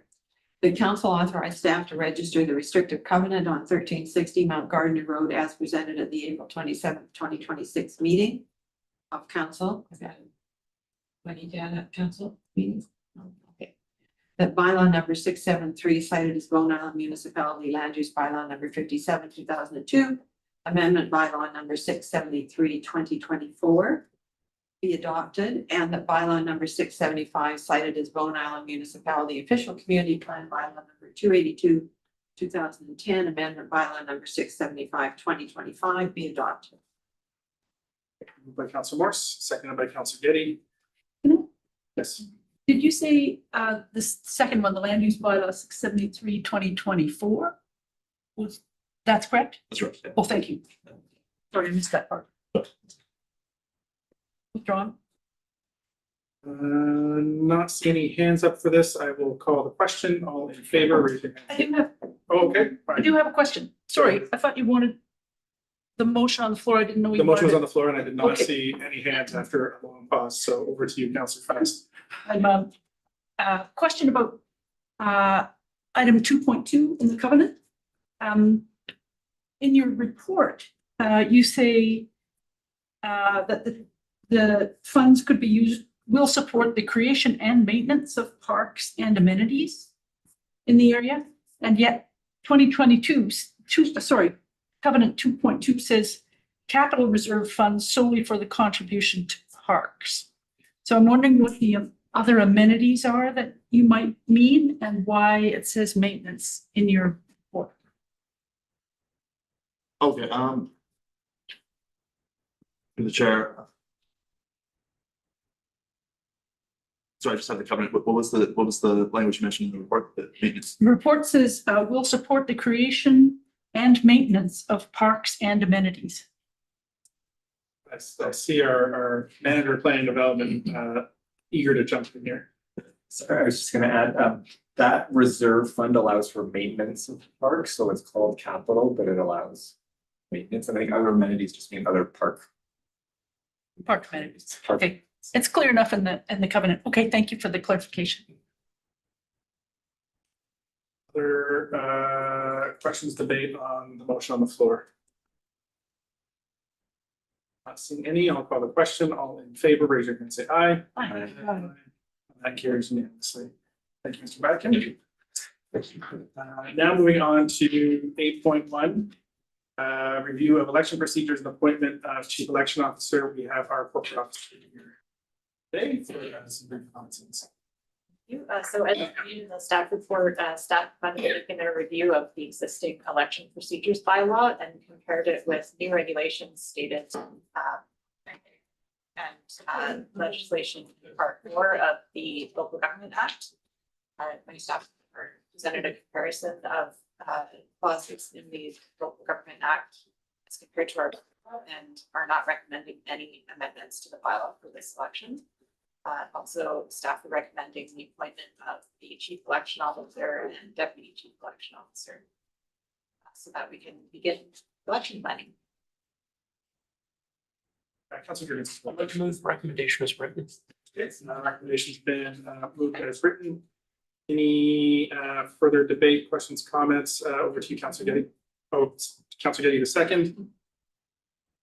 Not seeing any other hands up, I will call the question. All in favor, raise your hand and say aye. Aye. That carries unanimously. 9.1, Peter Matthews regarding Bowen Fire Search and Rescue dated April 14th, 2026. The recommendation before us is to refer this to the Emergency Program Executive Committee. I have that motion put on the floor, please. Moved by Councilor Jurgensen, seconded by Councilor Fast. Discussion on this. Over to you, Councilor Fast.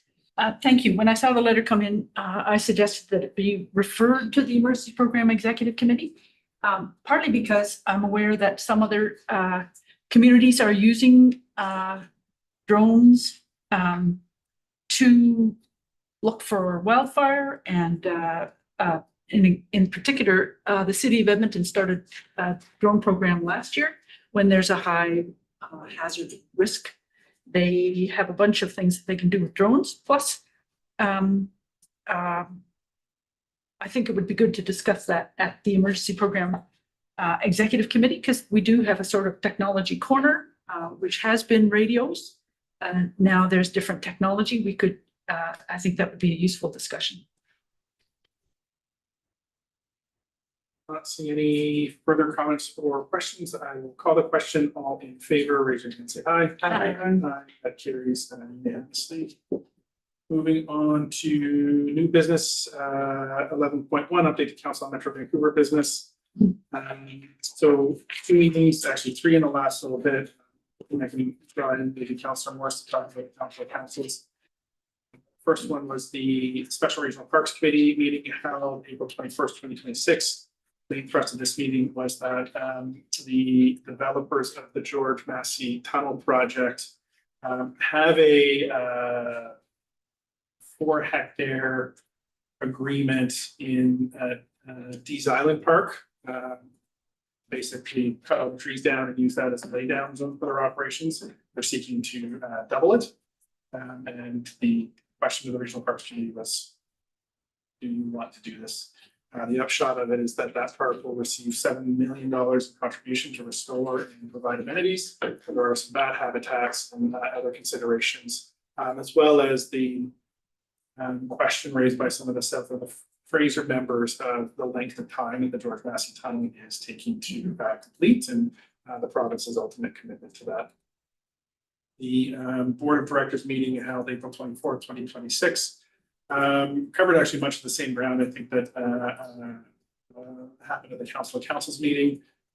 Just to say that some of the DCC programs have been walked back. There's been, an interesting piece that was surfaced on the governance of Metro Vancouver, where a very large city mayor questioned whether all jurisdictions should be on the Metro Vancouver board.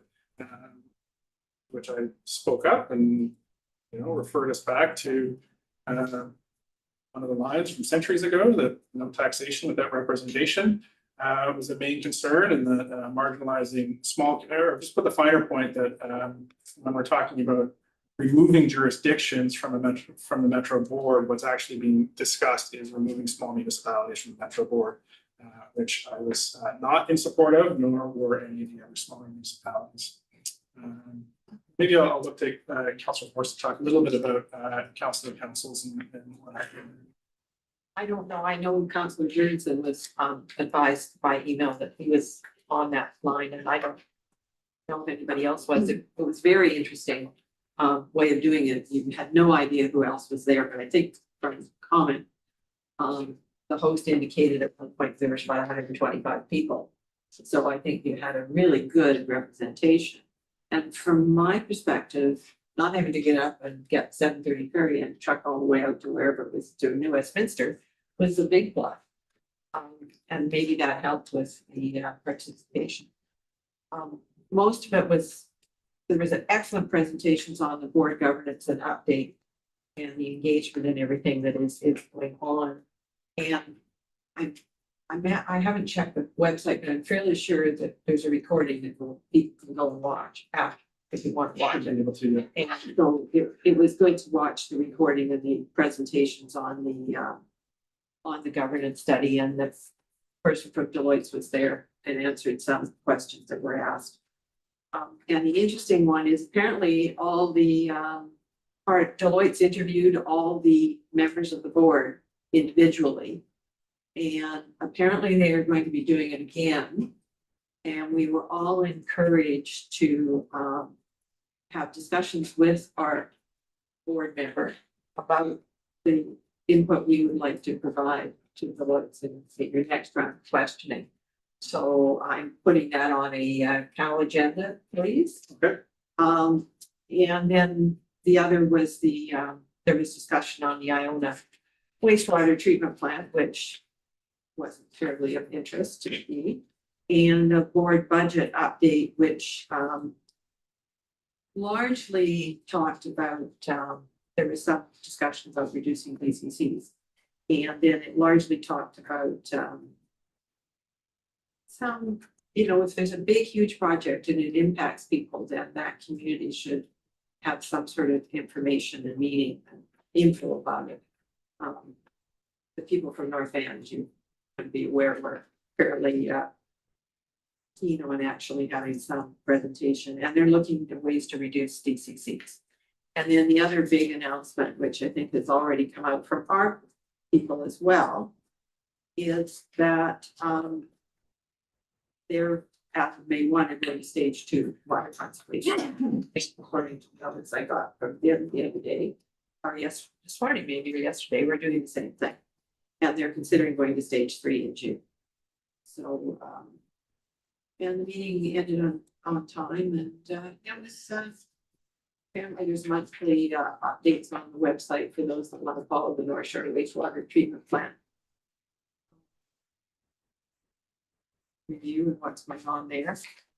I'll start getting questions every time we drive by it.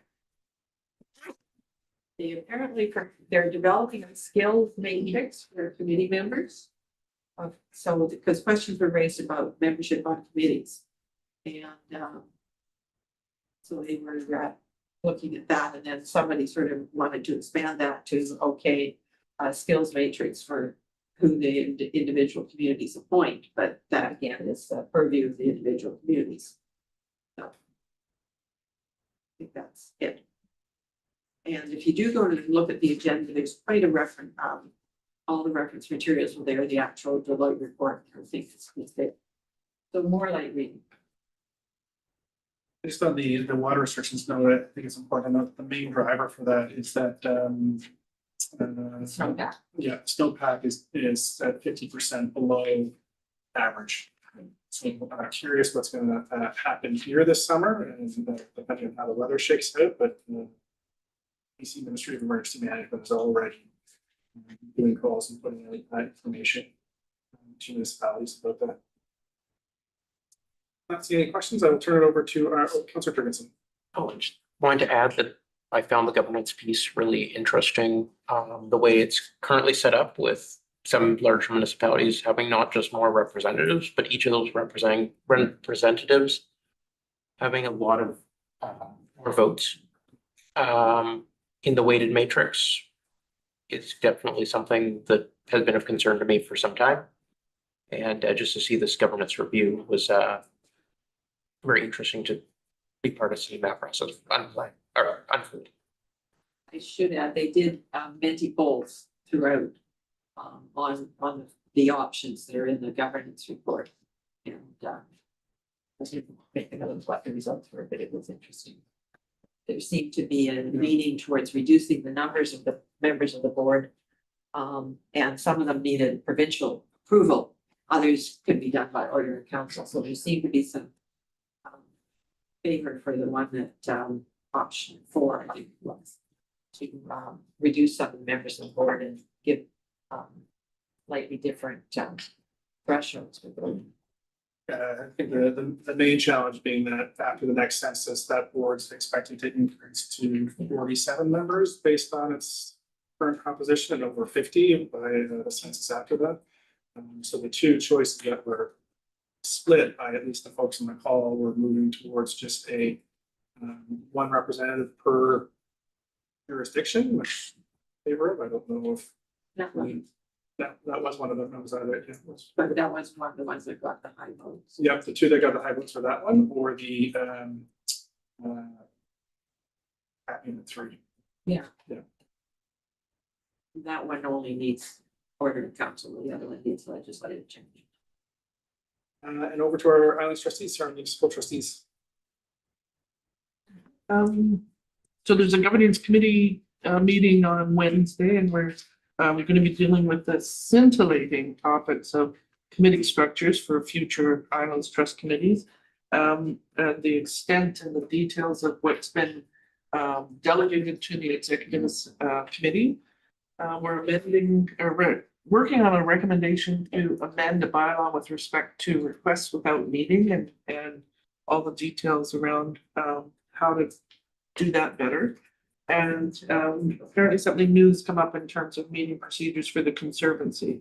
There's an item, the ombudsperson's office has put out an update on their detailed explanation about open meeting rules, and that's something that we're going to be reviewing with respect to information for new trustees. There's a trust council meeting on June the 16th to 17th, and the next governance committee is going to be July the 15th. More interesting, one of the things that the Islands Trust had paid for in terms of reconciliation was a contract with a group called Culturally Committed. And they had a workshop this past weekend in Ladysmith in the Numinous, and I'm sure I've pronounced that incorrectly, a longhouse, a really fantastically beautiful longhouse near Ladysmith.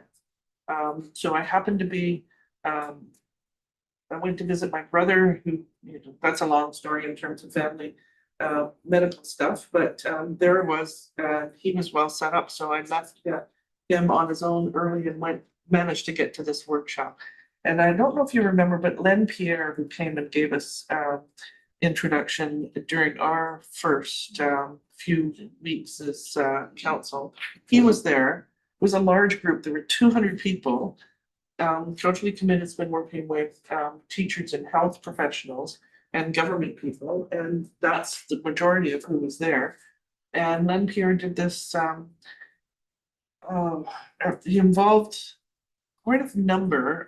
I would say, 50 to 75 volunteers coming up, and the process was to look at the difference between a circle and a square.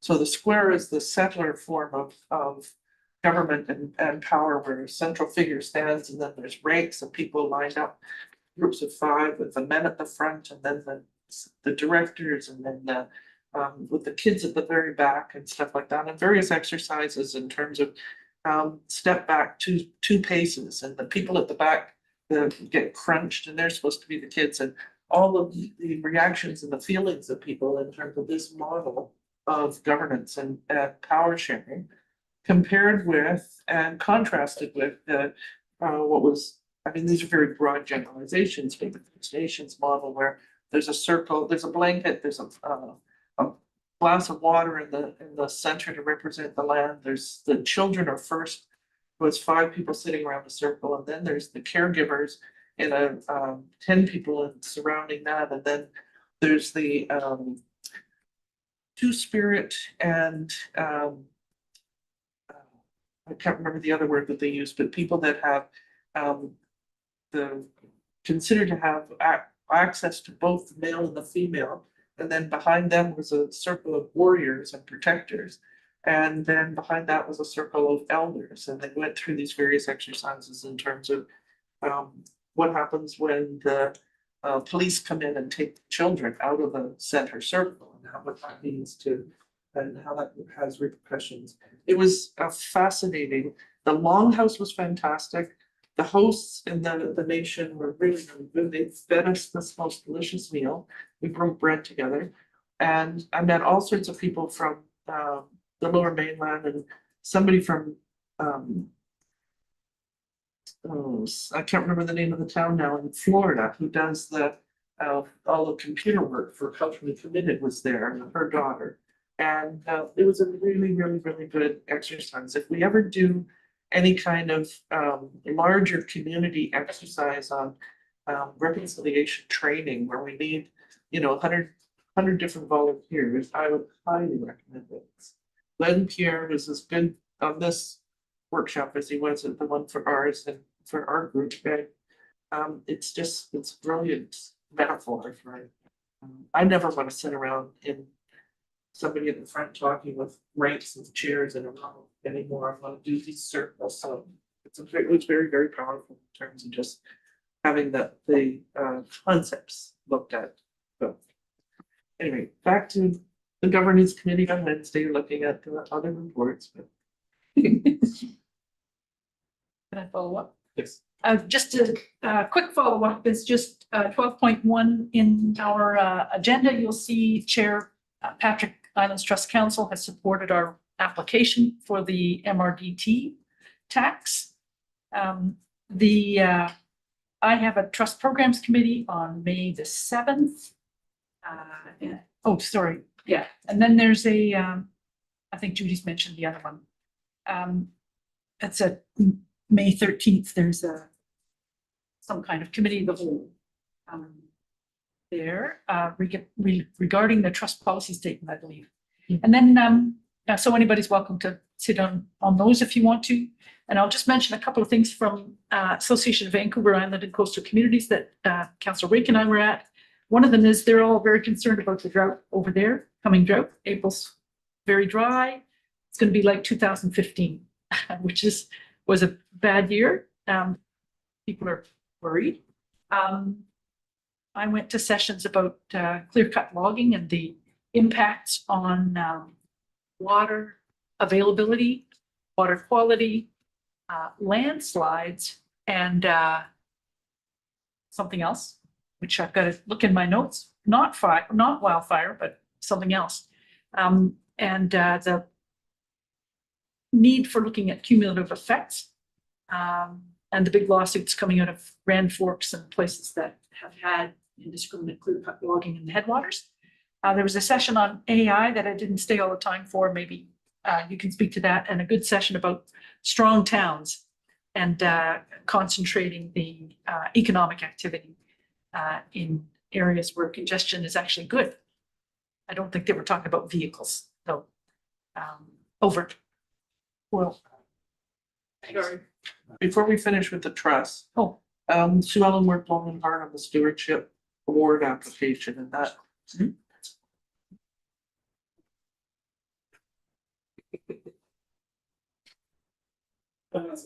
So the session on AI was what elected officials need to know, practical tips on strategy, governance, responsible AI, and influencing how AI gets adopted.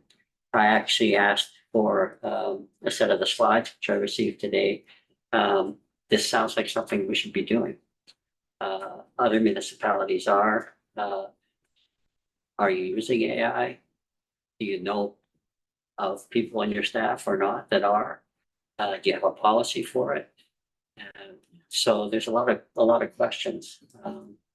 And I mean, from my read, there's a lot of good and a lot of not so good about AI. And if we can at least understand what the good would be for this municipality, that would be good. I'll just second the mention of the strong towns, bottom up revolution to rebuild Canadian prosperity. I'm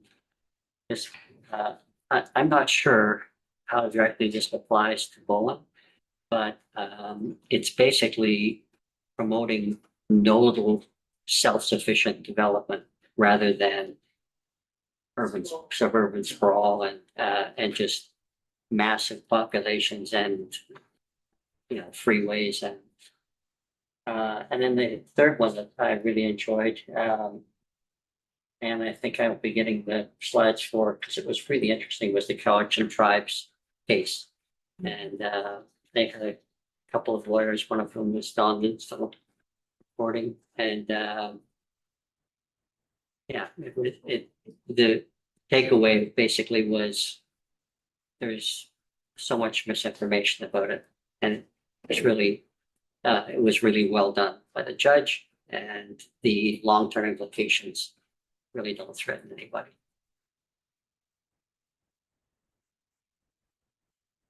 Thanks, everyone. So wrapping up into our final event here, we have question periods. So question periods is an opportunity for members of the public to request clarification or ask a follow-up question relating to an item discussed at the meeting. Questions must relate to an item on the agenda. Must be directed to the mayor. Questions are limited to 2 questions per speaker and must not exceed 3 minutes total. Folks in the gallery or online, if you've got questions. There are none online. Okay. And with that, I will look for a motion to adjourn. Please, moved by Council Getty, seconded by Council Wake. All in favor, raise your hand. Say aye. Aye. Aye. We are adjourned. We'll come back in 10 minutes for our closed meeting.